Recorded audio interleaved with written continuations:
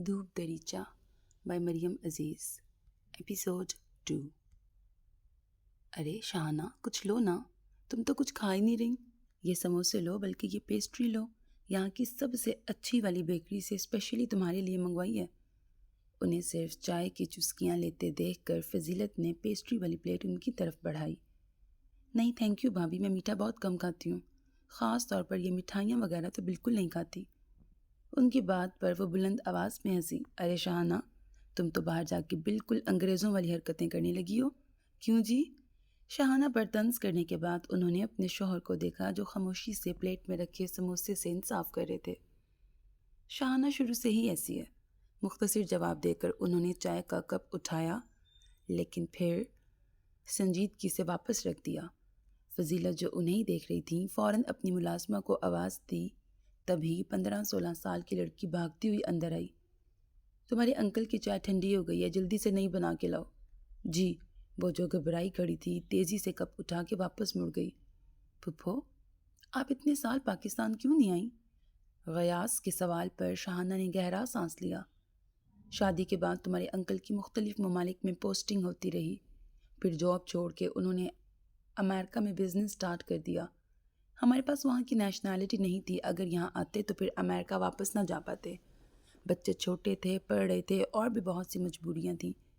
پھر ہم شفٹ ہو گئے، وہاں کی نیشنلٹی ملنے میں بھی عرصہ لگ گیا۔ اس دوران میں نے بہت سے اپنوں کو کھو دیا، نہ آخری دیدار کر سکی۔ آج بھی 23 سال گزرنے کے بعد اپنے ماں باپ بھائی کے غم سے ان کی آنکھیں نم ہو جاتی تھیں۔ غیاث نے پیار سے انہیں بازو کے حلقے میں لیا۔ وقت جیسا بھی تھا گزر گیا پھپھو، اب آپ اپنوں کے ساتھ ہیں۔ اس کے کہنے پر شہانہ نے پیار سے اس کا کندھا تھپتھپایا۔ مجھے یہاں آ کر اندازہ ہوا سارے بچے سمجھدار ہو گئے ہیں۔ غیاث کو عقل مند کہنے پر غیور صاحب نے سر جھٹکا۔ یہ کبھی مجھ سے خوش نہیں ہوتے۔ غیاث برا سا منہ بنا کے سرگوشی کے انداز میں شہانہ کے کان میں بولا، تو جواباً وہ بھی اس کے قریب جھک کر سرگوشی کے انداز میں بولی، یہ کبھی کسی سے خوش نہیں ہوتے۔ اوہ، میں سمجھا میں ہی اکیلا خوش قسمت ہوں۔ اس کے کہنے پر وہ مسکرا کر اپنے قریب رکھے بیگز کو گھورتی فضیلت کی طرف متوجہ ہوں۔ بھابھی، میں یہ آپ کے لیے بھائی کے لیے گفٹس لائی تھی۔ انہوں نے جلدی سے بیگز پکڑے، کیونکہ جب سے شہانہ آئی تھی تب سے وہ منتظر نظروں سے ان بیگز کو دیکھ رہی تھی۔ فضیلت ایک ایک کر کے سارا سامان بیگ سے نکال رہی تھی۔ تھوڑا صبر کر لیتی، تحفے بھاگے تو نہیں جا رہے تھے؟ شہانہ جو کب سے فضیلت کو دیکھتے سوچ رہی تھی، اس کو الفاظ غیور صاحب نے دیے تھے۔ ان کے کہنے پر فضیلت نے بے ساختہ شہانہ کی طرف دیکھا، جن کے چہرے پر دبی دبی مسکراہٹ تھی، تو ان کو دیکھ کر وہ بھی کسیانی سی ہنسی ہنس کر چیزوں کو واپس بیگز میں ڈالنے لگی۔ شہانہ، آج تو رکو گی نا یہاں؟ غیور صاحب کے کہنے پر اس نے مسکرا کر اپنے بھائی کو دیکھا۔ بھائی، میں ضرور رکتی، پر میرا سارا سامان بھیا کی طرف ہے۔ ابھی تو میں صرف آپ لوگوں سے ملنے آئی ہوں۔ بچے آتے ہیں تو رہنے کا پروگرام بھی بناؤں گی۔ ارے رہنے دو شہانہ، 2 دن ہو گئے تمہیں آئے، آج آئی ہو 2 گھڑی کی حاضری لگوانے۔ تمہیں تو شروع سے ہی میں اور غیور پسند نہیں، بس نفیسہ ہی تمہاری لاڈلی بھابھی ہے اور عباس بھائی پیارے بھائی۔ ان کے طنزیہ انداز پر شہانہ نے بوکھلا کے انہیں دیکھا، جبکہ غیاث نے آنکھوں سے ماں کو بولنے سے روکا۔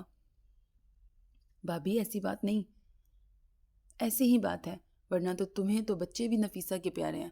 حارث اور حارب تقریباً ایک جتنے تھے، بلکہ حارب بڑا تھا، لیکن نہیں، تمہیں تو حارث پیارا تھا۔ پھر حماد اور حالہ، وہی تمہیں پیارے ہیں۔ فضیلت کی یہی جلی کٹی باتیں تھیں جن کی وجہ سے شہانہ تو کیا، باقی سب بھی ان کے ساتھ بیٹھنے سے گریز کرتے تھے۔ شہانہ جزبز ہو کر پہلو بدلنے لگی، جانتی تھیں جو مرضی کر لیں، کہہ لیں، اپنے سامنے بیٹھی عورت کی سوچ نہیں بدل سکتی۔ بس کرو بے وقوف عورت، نہ موقع دیکھتی ہو نہ محل، شروع ہو جاتی ہو۔ کب سے سنتے غیور صاحب آخرکار غصے سے بول پڑے۔ ان کے زور سے بولنے پر نہ صرف فضیلت بلکہ شہانہ بھی ڈر گئیں۔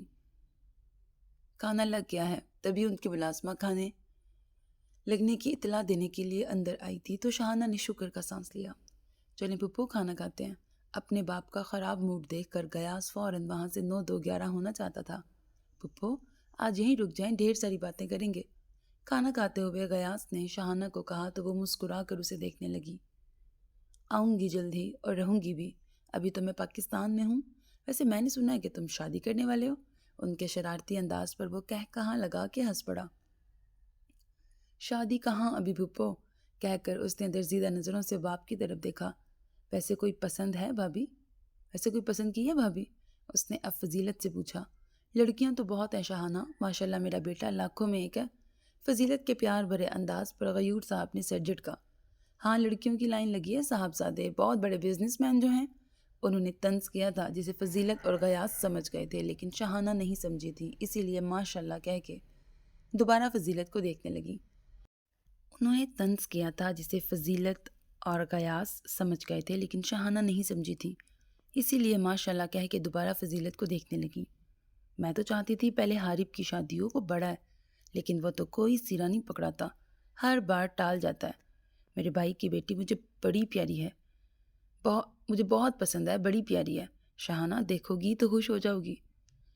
وہ بات پھر کسی اور طرف لے جا رہی تھی۔ تم سیدھی بات نہیں کر سکتی؟ غیور صاحب نے بدمزہ ہو کے انہیں ٹوکا۔ سیدھی بات تو کر رہی ہوں۔ اب وہ ٹوکے جانے پر بدمزہ ہوئی تھی۔ بھائی کی بیٹی مصباح کے کافی رشتے ہارے تھے۔ اگر حارب کا انتظار کرتی تو اتنی اچھی لڑکی ہاتھ سے نکل جاتی، تو میں نے غیاث کے لیے بات کر لی۔ ابھی صرف بات ہی کی ہے، منگنی یا نکاح کا فنکشن حارب کے آنے پر ہی ہوگا۔ شاہانہ نے ہنکارا بھرا۔ یہ تو ایسے بتا رہی ہے جیسے وہی ایک لڑکی رہ گئی تھی، حسین اور پڑھی لکھی، کالج بھی رو دھو کے گئی، ایف اے کر کے پتہ نہیں کون سا احسان کیا ہے۔ سیدھی بات کرو، تمہارا بیٹا بے قابو ہو رہا تھا۔ اس سے پہلے غیور صاحب مزید گل افشانی کرتے، ابتدائی گھنٹی پہ سب سے پہلے غیاث اٹھا تھا۔ واپسی پر حارث کو غیاث کے ساتھ آتا دیکھ کر شاہانہ نے سکھ کا سانس لیا۔ آؤ برخوردار، صحیح وقت پہ آئے ہو۔ حارث کے گلے لگتے غیور صاحب نے اسے بیٹھنے کا اشارہ کیا۔ نہیں چاچو، کھانا کھا کے آیا ہوں، بس پپھو کو لینے آیا تھا۔ اب آ گئے ہو تو تھوڑی دیر بیٹھو، ورنہ تمہیں کبھی توفیق نہیں ہوتی کہ رشتہ داروں سے مل لو۔ فضیلت کے کہنے پر غیور صاحب نے غصے سے جبکہ شاہانہ نے افسوس سے سر ہلایا۔ یار کھانا کھا لیا ہے تو کوئی بات نہیں، میٹھا کھاؤ۔ غیاث نے جلدی سے کھیر کا پیالہ اس کی طرف بڑھایا تو حارث نے خاموشی سے پیالی اپنی طرف سرکا لی۔ پھر کیا مصروفیت ہے آج کل؟ غیور صاحب کے پوچھنے پر حارث نے کھیر کا ایک چمچہ لے کے پیالہ پیچھے کھسکا دیا۔ بابا کے ساتھ آفس جاتا ہوں۔ اچھا کرتے ہو، اچھے بچوں کی یہی نشانی ہوتی ہے۔ اتنا بڑا بزنس ہے عباس بھائی کا، اب تم حماد مدد نہیں کرو گے تو کون کرے گا؟ تم بھی باہر پڑھنے گئے تھے لیکن واپس آئے اپنی پڑھائی کا باپ کو فائدہ دے رہے ہو۔ حارب بھی گیا تھا پڑھنے، پتہ نہیں کون سی پڑھائی کر رہا ہے جو ختم ہونے کا نام ہی نہیں لے رہی، اور دوسرے برخوردار کو عشق عاشقی سے فرصت نہیں۔ غیور صاحب کے کہنے پر غیاث نے بے چین ہو کے پہلو بدلا۔ آپ کو ہمیشہ اپنی ہی اولاد میں کیڑے نظر آتے ہیں۔ فضیلت کو ہمیشہ کی طرح اپنے بچوں کی برائی سے زیادہ اپنی جٹھانی کے بچوں کی تعریف بری لگی تھی۔ اس سے پہلے غیور صاحب مزید کچھ بولتے، شاہانہ بول پڑی۔ اچھا بھائی بھابھی، دیر ہو رہی ہے، حارث کو صبح آفس بھی جانا، میں انشاءاللہ پھر جلد ہی چکر لگاؤں گی۔ وہ جلدی سے کھڑی ہوئیں اور حارث تو کب سے جانے کے لیے پر تول رہا تھا۔ حد ہوتی ہے یار، اے سی چلاؤ جلدی سے۔ گاڑی میں بیٹھتے ہی شاہانہ نے پہلے ہاتھ سے خود کو ہوا دی، ساتھ ہی حارث کو کہتے ہی خود ہاتھ بڑھا کے اے سی آن کر دیا۔ آپ تو لگتا ہے وہاں کافی خوشگوار ملاقات کر کے آئی ہیں۔ گاڑی سٹارٹ کرتے ہوئے وہ شرارت سے مسکرایا۔ خوشگوار؟ انہوں نے غصے سے دہرایا۔ بعض لوگوں کی فطرت کبھی نہیں بدلتی۔ اتنے سال گزر گئے لیکن بھابھی ابھی تک ویسی کی ویسی ہیں۔ چند لمحوں میں انہوں نے میرا بھیجا فرائی کر کے رکھ دیا۔ وہ اب انگلیوں سے اپنی کن پٹیوں کو دبا رہی تھی۔ اب کی بار حارث کھل کے ہنسا تھا۔ تم اس لیے مجھے چھوڑ کے بھاگے تھے نا؟ انہوں نے اسے گھورا جو مسلسل مسکرا رہا تھا۔ اور بھائی اب بھی ویسے کے ویسے ہیں، ہٹیلے، اور مزے کی بات یہ ہے کہ ڈرنے کے باوجود بھابھی اپنی زبان کنٹرول نہیں کر پاتی، کہہ کر وہ مسکرائیں۔ بچے جوان ہو گئے ہیں، شادی کرنے لگی ہیں، لیکن بھابھی میں ابھی تک مقابلے کی عادت ختم نہیں ہوئی۔ پتہ نہیں کیسے اپنی بہو کو برداشت کریں گی۔ انہوں نے افسوس سے سر ہلایا۔ اس کو کر ہی لیں گی، ان کی سگی بھتیجی ہے۔ وہ تو ٹھیک ہے، لیکن بھائی جس طرح غیاث کو عشق عاشقی کے طعنے دے رہے تھے، میں سمجھی لو میرج ہے، تو بھابھی کو کہاں برداشت ہوگا بہو بیٹے کی پسند ہو؟ پر ایسا ہی ہے، تقریباً لو میرج ہے، بے شک کزن ہے لیکن غیاث کی پسند ہے۔ اچھا، شاہانہ نے سمجھ کر سر ہلایا۔ ویسے تو حارب بڑا ہے، اس کی پہلے کرنی چاہیے تھی۔ ان کی مرضی ہے پھپھو۔ ہاں یہ بات بھی ہے، کہہ کر وہ سامنے دیکھنے لگی۔ پھر کچھ خیال آنے پر وہ تھوڑا رخ بدل کر حارث کو دیکھنے لگی۔ تمہیں بھی اب شادی کر لینی چاہیے، تم سے چھوٹے کر رہے ہیں۔ چھوٹے اس لیے کر رہے ہیں کہ ان کی زندگی میں ان کی پسند کی لڑکی موجود ہے جسے وہ اپنے گھر اور زندگی میں لانے کے لیے بے قرار ہے۔ اس طرح تو تمہاری زندگی میں بھی ایک لڑکی موجود ہے۔ شاہانہ کے کہنے پر اس کی مسکراہٹ سکڑی۔ میں جانتا ہوں زمل کون ہے، لیکن یہاں اس کا کیا ذکر؟ شاہانہ نے افسوس سے اس کا چہرہ دیکھا۔ وہ تمہاری بچپن کی منگیتر ہے حارث، ایسی منگیتر جس نے مجھے دیکھا نہیں اور جو مجھے یاد نہیں۔ مجھے تو یہ سمجھ میں نہیں آتی بچپن میں رشتے جوڑتے ہی کیوں ہیں؟ جو دو لوگ ایک رشتے میں جوڑے جاتے ہیں انہیں سمجھ ہی نہیں ہوتی اس رشتے کی۔ اس کے لہجے میں ناراضگی تھی۔ بڑے ہمیشہ بچوں کی بھلائی کے لیے فیصلہ کرتے ہیں۔ پھپھو، اس میں بھلائی کیا ہے؟ شادی ایک دفعہ ہی ہوتی ہے نا، یہ مانتی ہیں نا آپ؟ اس نے ذرا سا سر گھما کے انہیں دیکھا۔ ہاں، میرے نزدیک شادی کے لیے ذہنی ہم آہنگی ہونا ضروری ہے، جبکہ وہ لڑکی مجھ سے گویا 10 سال چھوٹی ہے۔ مجھے پڑھی لکھی، سلجھی، سمجھدار، میچور لڑکی چاہیے اپنی زندگی میں، اور میں یقین سے کہہ سکتا ہوں وہ بالکل ویسی نہیں ہوگی۔ شاہانہ پریشانی سے اسے سن اور دیکھ رہی تھی۔ عمر کا اتنا فرق کوئی بڑی بات تو نہیں۔ تمہارے انکل اور میری عمر میں 8 سال کا فرق ہے، بھابھی اور بھیا کی عمر میں 10 سال کا فرق ہے، اور تمہارے دادا اور دادی میں 15 سال کا فرق تھا، اور میرے ابا اور امی کے انڈرسٹینڈنگ کی لوگ مثال دیتے تھے۔ پہلے کی بات اور تھی پھپھو، اب زمانہ بدل گیا ہے۔ ایسے بے جوڑ رشتے زیادہ دیر نہیں چلتے۔ تم جانتے ہو نا ہماری فیملی میں رشتے آپس میں ہی کرتے ہیں۔ فیملی میں سب کو اس منگنی کا پتہ ہے۔ تمہارے لیے شاید اس منگنی کی کوئی ویلیو نہ ہو، پر وہ لڑکی تمہارے نام پہ بیٹھی ہے۔ شاہانہ کو خاصا غصہ آیا تھا۔ میں نے نہیں کہا تھا پھپھو کہ یہ منگنی کریں، میں اماں سے کہہ چکا ہوں مجھے یہ رشتہ نہیں کرنا۔ اب کی بار شاہانہ نے کوئی جواب نہیں دیا۔ اسے مسلسل خاموش دیکھ کر حارث نے دوبارہ بات شروع کی۔ I'm sorry پھپھو، میں آپ کو ہرٹ نہیں کرنا چاہتا تھا، پر حقیقت یہی ہے، میری اس رشتے میں کوئی رضامندی شامل نہیں۔ اگر بابا نے میرے ساتھ زبردستی کی تو سوائے 2 زندگیوں کے برباد ہونے کے علاوہ اور کچھ نہیں ہوگا۔ میں کبھی اس کو خوش نہیں رکھ سکوں گا۔ شاہانہ اب بھی خاموش رہیں۔ انہیں ان کے سوال کا جواب مل گیا تھا، لیکن وہ جواب انہیں پریشان کر گیا تھا۔ سر پر برستی بوندوں سے اس کے قدموں میں تیزی آ گئی تھی۔ اس کا رخ لائبریری کی طرف تھا۔ جس وقت وہ گھر سے نکلی اس وقت تیز ہوا کے ساتھ گہرے بادل چھائے تھے۔ نفیسہ اور انوری بوا نے اسے منع بھی کیا تھا آج جانے سے، پر پہلے ہی پھپھو کے ساتھ باتوں اور گھومنے پھرنے میں وہ کافی ٹائم گوا چکی تھی۔ کل اسائنمنٹ جمع کروانی تھی اور اس کی اسائنمنٹ ابھی مکمل نہیں ہوئی تھی۔ گھر میں رہتی تو پھر دھیان بھٹک سکتا تھا، اس لیے وہ وقت سے پہلے یونیورسٹی آ گئی تاکہ فائزہ کے آنے سے پہلے اپنا کام مکمل کر لے۔ لیکن لائبریری کے بند دروازے کو دیکھ کر اس نے افسوس سے سر جھٹکا اور راہداری کے سر پہ جا کے کھڑی ہو گئی۔ دیوار سے ٹیک لگائے سامنے وسیع و عریض لان کو دیکھنے لگی، جو بھیگتے ہوئے بہت خوبصورت لگ رہا تھا۔ اس کی طرح کئی اور اسٹوڈنٹ بھی برستی بارش کو دیکھ کے لطف اندوز ہو رہے تھے۔ قدموں کی آہٹ پر اس نے سرسری انداز میں سر گھمایا اور خود سے تھوڑے فاصلے پہ کھڑے ثاقب کو دیکھ کر وہ جو دیوار سے ٹیک لگائے کھڑی تھی ایک دم سیدھی ہوئی۔ یقیناً آپ بھی لائبریری کے کھلنے کا انتظار کر رہی ہوں گی۔ اسے خاموش دیکھ کر ثاقب نے بات کا آغاز کیا۔ جی۔ اس کی دھیمی آواز پر وہ ایک نظر اسے دیکھ کر سامنے دیکھنے لگا۔ میں بھی اس کا ہی انتظار کر رہا ہوں۔ قدیر سر سے بات کر کے آیا ہوں، وہ ابھی کچھ دیر میں لائبریری کھلوا دیں گے۔ ثاقب کے بتانے پر اس نے سر ہلانے پر اکتفا کیا۔ میں 2 دن سے آپ کا ویٹ کر رہا تھا۔ ثاقب کے کہنے پر اس نے سر گھما کے اسے دیکھا۔ اس کے ماتھے پہ بل تھے۔ دراصل میں اپنی اسائنمنٹ پہ کام کر رہا تھا تو آپ کے ٹاپک سے متعلق کچھ پوائنٹس میری نظر سے گزرے۔ مجھے لگا وہ آپ کو ہیلپ دیں گے۔ میں نے نوٹ کر لیے تھے، وہی دینے کے لیے آپ کا ویٹ کر رہا تھا۔ میرے پاس آپ کا نمبر نہیں تھا ورنہ آپ کو وہی میسیج دے دیتا۔ اس کے ماتھے پر بل دیکھنے کے باوجود اس کا لہجہ نارمل اور قدرے نرم تھا، حالانکہ چہرے کے تاثرات شرمندگی میں ڈلے تھے۔ میں فائزہ کو کہہ سکتا تھا، بے شک وہ آپ کی بیسٹ فرینڈ ہے، لیکن مجھے اس کو کہنا مناسب نہیں لگا۔ مجھے یہ بات بالکل گوارا نہیں کہ میری وجہ سے آپ کو کوئی تکلیف ہو۔ اس کی اگلی بات پر حالہ نے بے ساختہ سر جھکایا۔ وہ ہر بار اسے حیران کر دیتا تھا، اپنے انداز سے، اپنے الفاظ سے۔ میری پھپھو آئی ہوئی ہیں، بس اسی وجہ سے نہیں آ سکی۔ آخر اسے جواب دینا پڑا۔ اوہ، وہ ہونٹ سکیڑ کے بولا، آپ کی فیملی میں کون کون ہے؟ اس کا لہجہ ہمیشہ کی طرح مہذب اور شائستہ تھا کہ وہ مزید اپنا لہجہ روکھا نہیں رکھ سکی۔ میرے پاپا، اماں، بوا، میرے بھائی، اور کوئی ریلیٹیو نہیں؟ پھپھو ہیں، ایک تایا ہیں، چاچو تھے، ان کی ڈیتھ ہو چکی ہے۔ اوہ، سن کے افسوس ہوا۔ میرے بارے میں تو آپ خود پوچھیں گی نہیں، تو میں خود ہی بتا دیتا ہوں۔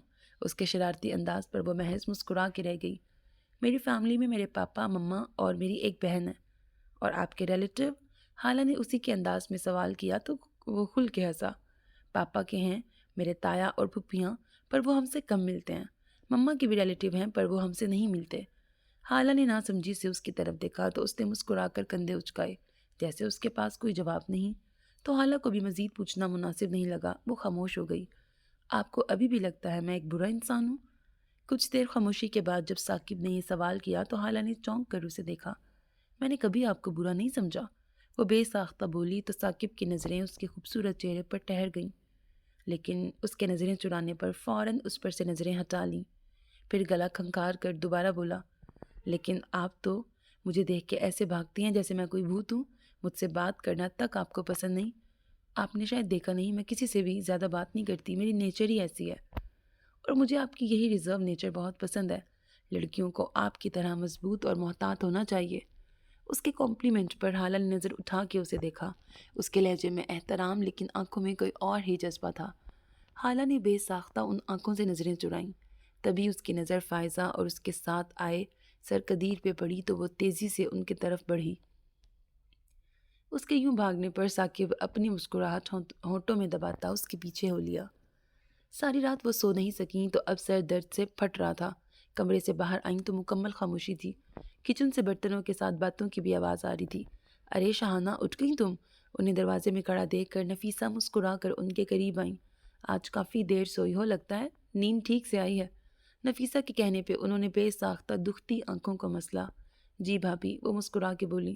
سب بچے کدھر ہیں؟ حالہ یونیورسٹی گئی ہے، حماد مارکیٹ گیا ہے، گروسری لانی تھی، اور حارث آفس۔ اور بھیا؟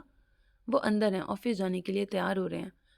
اچھا، ان کے بتاتے ہی وہ تیزی سے مڑی۔ ارے رکو، ناشتہ تو کر لو۔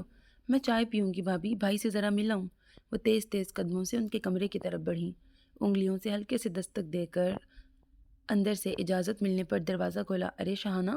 وہ اسے دیکھ کے مسکرائے۔ آؤ۔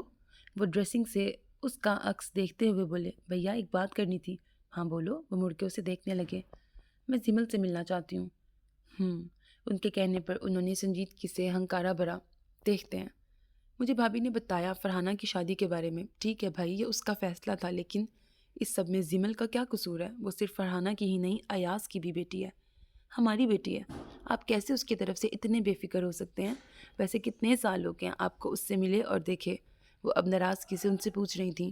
کسی میں اتنی ہمت نہیں تھی کہ وہ غلام عباس سے سوال کر سکے، اس لیے اتنے سالوں سے کسی نے زمل کا نہیں پوچھا، کیونکہ وہ فرحانہ کی بیٹی تھی جو ان سے رشتہ توڑ چکی تھی۔ لیکن وہ شاہانہ تھیں، جو ہمیشہ سے دل میں ہوتا تھا کہہ دیتی تھی۔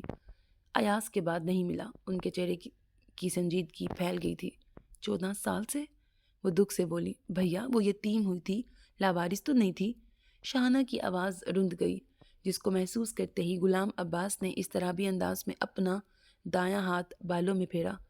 وہ اپنی ماں کے پاس ہے، ٹھیک ہی ہوگی۔ ویسے بھی میں اس کی ماں کے اکاؤنٹ میں اس کا ماہانہ خرچ بھیجتا رہتا ہوں۔ پیسہ انسانوں کا نعم البدل نہیں ہو سکتا بھیا۔ وہ ماں کے پاس ہے، لیکن باپ تو ستیلا ہے، پتہ نہیں اس کے ساتھ وہاں کیسا سلوک ہوتا ہوگا۔ غلام عباس یہ سن کر بے چین ہوئے تھے۔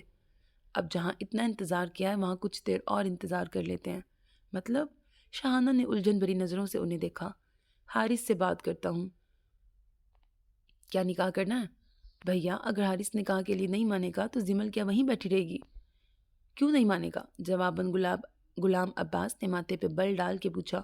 کچھ کہا ہے اس نے تمہیں؟ وہ اب جانچتی نظروں سے انہیں دیکھنے لگے۔ بھیا میری حارث سے تو کیا کسی سے بھی اس ٹاپک پہ کوئی بات نہیں ہوئی۔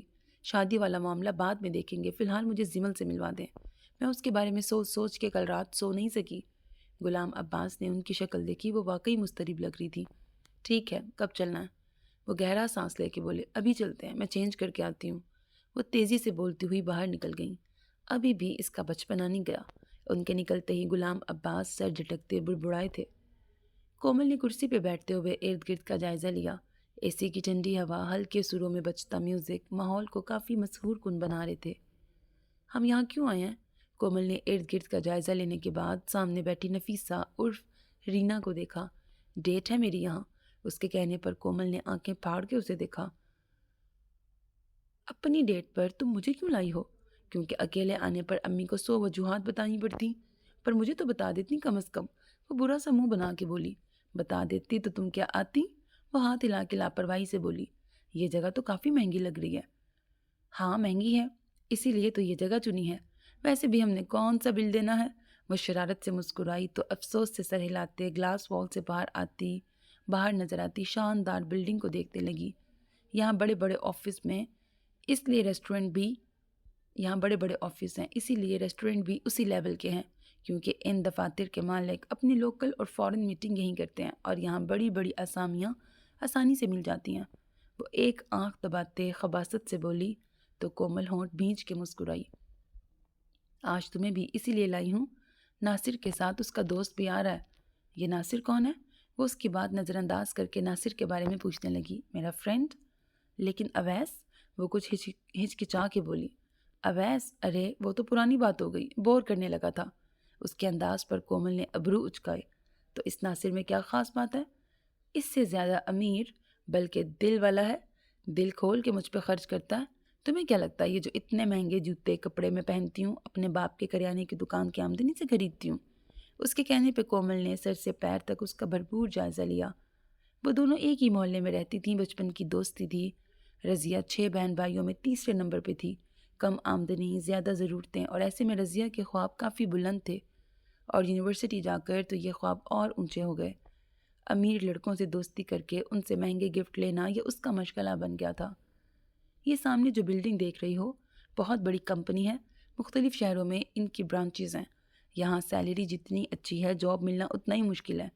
ناصر سے دوستی کی ایک وجہ اس آفس میں انٹری کی کوشش بھی ہے۔ اس کے کہنے پر کومل نے پھر اس شاندار بلڈنگ کو دیکھا، پھر چونک کر دوبارہ دیکھا۔ اس کمپنی کے مالک کا نام کیا ہے؟ اوپر لکھا تو G.H international company, owner mister Ghulam Abbas ہیں، لیکن سی ای او کمپنی کے ان کے بیٹے حارث عباس ہیں۔ میں نے دیکھا ہے بہت ہینڈسم ہیں، لیکن بہت مغرور اور روڈ بھی ہیں۔ ان کو پٹانے کی بڑی کوشش کی لیکن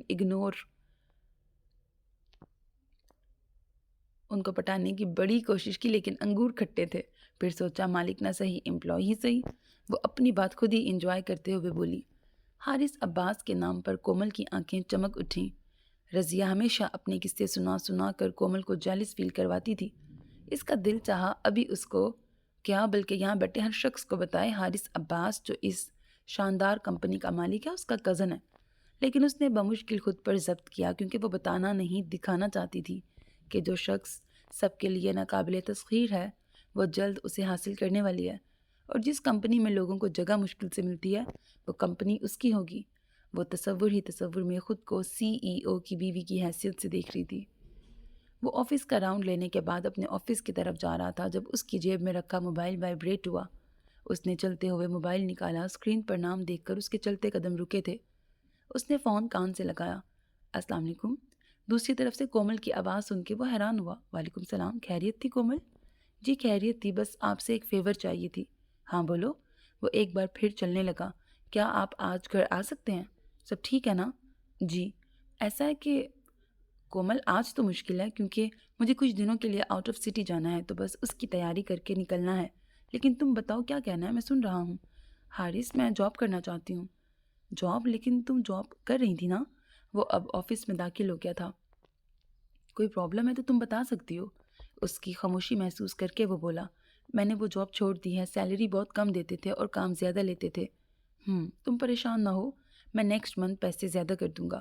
اس نے کرسی پہ بیٹھتے ہوئے کہا، مجھے پتہ ہے حارث آپ سب کر سکتے ہیں، لیکن آپ یہ سب کب تک کر سکتے ہیں؟ آپ کی ذمہ داری اٹھانے سے حالات نہیں بدلیں گے جب تک ہم خود اپنی ذمہ داری نہیں سمجھیں گے۔ میں نے ماسٹرز کیا، اتنی محنت کی، اس لیے تو نہیں کی کہ گھر بیٹھ کے مفت کی روٹیاں توڑوں۔ اپنی تعلیم کا کچھ تو فائدہ ہونا چاہیے۔ عالیہ ابھی پڑھ رہی ہے، اس کی شادی کرنی ہے۔ طاہر اپنا چھوٹا موٹا بزنس کرنا چاہتا ہے، پر چھوٹا موٹا بزنس بھی بڑی اماؤنٹ کے ساتھ شروع ہوتا ہے۔ مجھے آپ کی نیت پہ شک نہیں، لیکن میں یہ بھی جانتی ہوں انکل ہمیں پسند نہیں کرتے۔ خالہ اور آپ ہماری مدد کرتے ہیں، ان کے علم میں نہیں، اس سے پہلے ان کو پتہ چلے میں کچھ نہ کچھ کرنا چاہتی ہوں، ہمیں کچھ نہ کچھ کرنا ہوگا۔ وہ خاموشی سے اسے سن رہا تھا۔ تم اگر جاب کرنا چاہتی ہو تو وہ الگ بات ہے، لیکن ایسا نہیں کہ بابا کو پتہ چلے گا تو وہ منع کر دیں گے۔ میرے یا اماں کے اکاؤنٹ سے جو بھی ٹرانزیکشنز ہوتی ہیں وہ بابا کی نالج میں ہوتی ہیں۔ بابا کی پرمیشن ہے تو اماں ایسا کرتی ہیں۔ حارث کا سنجیدہ لہجہ بتا رہا تھا کہ اسے برا لگا ہے۔ آپ کو برا لگا حارث؟ نہیں، مجھے برا نہیں لگا، میں صرف تمہاری غلط فہمی دور کر رہا ہوں۔ تو کیا آپ کو میری جاب والی بات بری لگی؟ نہیں کومل، مجھے کچھ برا نہیں لگا۔ بلا وجہ عورت کے باہر نکلنے کے حق میں نہیں۔ اگر مجبوری نہیں تو یوں دفتروں میں دھکے کھانے کی سینس نہیں بنتی۔ لیکن میں تمہیں منع نہیں کروں گا۔ اگر تمہیں لگتا ہے کہ تمہارا ایسا کرنا تمہاری فیملی کے لیے اور تمہاری سیلف رسپیکٹ کے لیے ضروری ہے تو شور تمہیں کرنا چاہیے۔ اس کے اتنی جلدی اور آسانی سے مان جانے پر کومل کو سمجھ نہیں آ رہی تھی کہ وہ خوش ہو یا پریشان۔ میں تمہارے لیے کوئی جاب دیکھتا ہوں جہاں کا ماحول اچھا ہو۔ حارث، وہ ایک دم جلدی سے بولی، کیا مجھے آپ کے آفس میں جاب نہیں مل سکتی؟ آپ میرے ارد گرد ہوں گے تو تحفظ کا احساس رہے گا۔ اس کی بات پر حارث ہونٹ بھینچ گیا۔ مجھے نہیں لگتا یہاں جاب کرنا تمہارے لیے مناسب ہوگا۔ میرے دوست کی بہن کی کمپنی ہے، اس سے بات کر کے تمہیں ایڈریس سینڈ کروں گا، وہاں تمہیں جاب مل جائے گی۔ اب مجھے نکلنا ہے، خالہ کو میرا سلام دینا۔ اجلت بھرے انداز میں کہہ کر اس نے فون بند کر دیا، جبکہ کومل کتنی دیر خاموشی سے فون کو دیکھتی رہی۔ میں نے منع کیا تھا نا کہ حارث سے نوکری کی بات نہ کرنا۔ مجھے پتہ ہے اس کے گھر کا ماحول وہ آزاد خیال لڑکیوں کو پسند نہیں کرتا۔ ناہید کو اپنی عقل مند بیٹی پر جی بھر کر غصہ آ رہا تھا۔ اور آپ ہی کیا ضرورت تھی اتنی غیرت دکھانے کی؟ اب اگر حارث بھائی نے پیسے دینے بند کر دیے تو کیا بنے گا ہمارا؟ عالیہ نے بھی خفگی سے بہن کو دیکھا۔ اوفو، تم لوگ تو چپ کرو، کوئی قیامت نازل نہیں ہوئی۔ میں نے جو کیا ہے ٹھیک کیا ہے۔ میں نے کوئی آزادی نہیں دکھائی، سیلف رسپیکٹ دکھائی ہے، اور مجھے اندازہ ہے کہ حارث کو خود اعتماد لڑکیاں پسند ہیں جو میں ہوں۔ اس لیے تو انہوں نے مجھے جاب سے منع نہیں کیا۔ لیکن انہوں نے اپنے آفس میں بھی تو جاب نہیں دی۔ عالیہ کا انداز چڑھانے والا تھا۔ بے فکر رہو، وہاں میں امپلائی نہیں مالکن بن کے جاؤں گی۔ وہ گردن اکڑا کر بولی تو عالیہ مسکرا دی، لیکن ناہید اب بھی کچھ فکر مند تھی۔ انہیں ہر مہینے آنے والی لکشمی جاتی دکھائی دے رہی تھی۔ بظاہر وہ گاڑی سے باہر آتے جاتے مناظر پر نظریں گاڑے ہوئے تھیں، لیکن ان کے ذہن میں ماضی ایک فلم کی طرح چل رہا تھا۔ ابھی کل ہی کی بات رہی تھی جب وہ لوگ ایاز کی بارات لے کے یہاں آئے تھے۔ ابا جان ناراض تھے لیکن وہ خوش تھی کیونکہ ان کا بھائی خوش تھا۔ گاڑی رکنے پر یادوں کا سلسلہ بھی رکا تھا۔ انہوں نے چونک کر سامنے دیکھا۔ سامنے نظر آتی جگہ ان کے لیے اجنبی تھی۔ انہوں نے گردن گھما کر غلام عباس کی طرف دیکھا جو باہر کھڑے ڈرائیور اور گارڈ کو کچھ سمجھا رہے تھے۔ ان کے آگے بڑھتے ہی وہ دوبارہ ارد گرد کا جائزہ لینے لگی۔ یہ جگہ وہ تو نہیں تھی جہاں فرحانہ کے ماں باپ کا گھر تھا۔ گارڈ نے واپس آ کر انہیں کچھ بتایا تو انہوں نے سر ہلا کر شاہانہ کو باہر نکلنے کا اشارہ کیا۔ ان کے پیچھے چلتے ہوئے وہ ایک پرانے لیکن بڑے سے مکان کے سامنے آ کے رکے۔ دستک دینے کے بعد وہ منتظر نظروں سے دروازہ کھلنے کا انتظار کرنے لگے۔ دروازہ ایک عمر رسیدہ عورت نے کھولا اور اجنبی چہروں کو حیرت سے دیکھنے لگی۔ ہمیں فرحانہ بی بی سے ملنا ہے۔ فرحانہ کے نام پر اس عورت نے عجیب نظروں سے غلام عباس کو دیکھا تو شاہانہ فوراً آگے آئی۔ میں فرحانہ کی رشتہ دار ہوں اور یہ میرے بھائی ہیں۔ کافی سالوں سے میں ملک سے باہر تھی، اب آئی ہوں تو سوچا فرحانہ سے مل لوں۔ کیا ہم اندر آ جائیں؟ اس کے اتنا فرفر بولنے پر وہ عورت سائڈ پر ہو گئی اور ان دونوں کو ایک بڑے سے کمرے میں بٹھا کر وہ خود چلی گئی۔ وہ دونوں اب اس کا انتظار کر رہے تھے۔ تھوڑی دیر بعد فرحانہ ایک بڑی سی چادر لیے کمرے میں داخل ہوئی اور ان دونوں کو دیکھ کر وہ حیرت کے مارے وہیں رک گئی۔ السلام علیکم فرحانہ شاہانہ اسے بھابھی کہتے کہتے رکی تو فرحانہ جیسے ہوش میں آئیں۔ انہوں نے ایک نظر سر جھکائے غلام عباس پر اور دوسری نظر شاہانہ پہ ڈالی اور سلام کرتی ہوئی شاہانہ کی طرف بڑھیں۔ کیسی ہو؟ ان سے گلے لگتے ہوئے پوچھا۔ میں ٹھیک ہوں، آپ کیسی ہیں؟ تمہارے سامنے ہوں، وہ زبردستی مسکرا کے بولی تو شاہانہ نے ان کا چہرہ دیکھا۔ وہ کتنی بدل گئی تھیں۔ افسردہ چہرے والی عورت وہ تو نہیں تھی جس کا حسن ایک مثال تھا۔ مجھے پتہ ہی نہیں تھا کہ آپ نے شادی کر لیا۔ اچھا، وہ دل گرفتگی سے مسکرائیں۔ اگر پتہ ہوتا تو تم بھی باقیوں کی طرح مجھ سے منہ موڑ لیتی۔ انہوں نے شکوہ کرتی نظروں سے غلام عباس کو دیکھا تھا، تبھی انہوں نے بھی اس کی طرف دیکھا۔ غلام عباس نے استہزائیہ انداز میں ہنکارا بھرا۔ تم جانتی تھی ایاز تم سے کتنی محبت کرتا تھا اور ایسا جھوٹا دعویٰ تم نے بھی کیا تھا، لیکن اس کے مرنے کے کچھ سال بھی تم انتظار نہیں کر سکی۔ کم از کم اپنی بیٹی کا ہی سوچ لیتی۔ کیا بیوہ عورت کا دوسری شادی کرنا گناہ ہے بھیا؟ وہ بھیگی نظروں سے انہیں دیکھ رہی تھی۔ آپ تو مجھے اپنی چھوٹی بہن مانتے تھے، لیکن ایک بار بھی آپ نے مجھ سے آ کے نہیں پوچھا فرحانہ اتنے بڑے قدم کی وجہ کیا ہے؟ وجہ پوچھنے آیا تھا تو تم نے کتنی بدلہضی کا مظاہرہ کیا تھا۔ میں اس کے لیے شرمندہ ہوں اور معافی مانگتی ہوں۔ وہ ہاتھ جوڑ کے بولی تو شاہانہ نے فوراً ان کے ہاتھ تھام لیے۔ فرحانہ نے شاہانہ کی طرف دیکھا۔ میں کبھی بھی شادی نہیں کرنا چاہتی تھی۔ میں نے کوئی جھوٹا دعویٰ نہیں کیا تھا۔ میں واقعی ایاز سے بہت محبت کرتی تھی اور اب بھی کرتی ہوں، لیکن نہ کہہ سکتی ہوں اور نہ ہی بتا سکتی ہوں، کیونکہ اب میں کسی اور کی بیوی ہوں۔ ایاز کی ڈیتھ کے بعد بھائی اور امی مجھے اپنے ساتھ لے آئے۔ ظاہری سی بات ہے، میں اکیلے تو نہیں رہ سکتی تھی، زمل بھی بہت چھوٹی تھی۔ میں آیا تھا تمہیں لینے، غلام عباس نے غصے سے یاد دلایا۔ جانتی ہوں، لیکن بھائی نے دھمکی دے کے مجھے جانے سے روک دیا کہ اگر میں آپ کے ساتھ گئی تو وہ ہمیشہ کے لیے مجھ سے رشتہ توڑ دیں گے۔ نہ میں اپنی ماں سے مل سکوں گی اور نہ بہن بھائی سے۔ میں اس وقت بہت ڈری تھی اور مجھے کسی پر اعتماد نہیں تھا۔ شروع میں 2 سال سب ٹھیک رہا، پھر حالات بد سے بدتر ہونے لگے۔ بھائی اور بھابھیوں کو میں اور زمل بوجھ لگنے لگے۔ بات بات پہ مجھے ذلیل کیا جانے لگا۔ زمل کو چھوٹی چھوٹی چیزوں کے لیے ترسایا جاتا۔ ایسے میں بھائی کے ایک دوست نے اپنا رشتہ میرے لیے بھیجا۔ میرے بدلے وہ بھائی کو بزنس میں شراکت داری دے رہا تھا۔ اس کی بیوی مر چکی تھی، مجھے اس سے تو کیا کسی سے بھی شادی نہیں کرنی تھی۔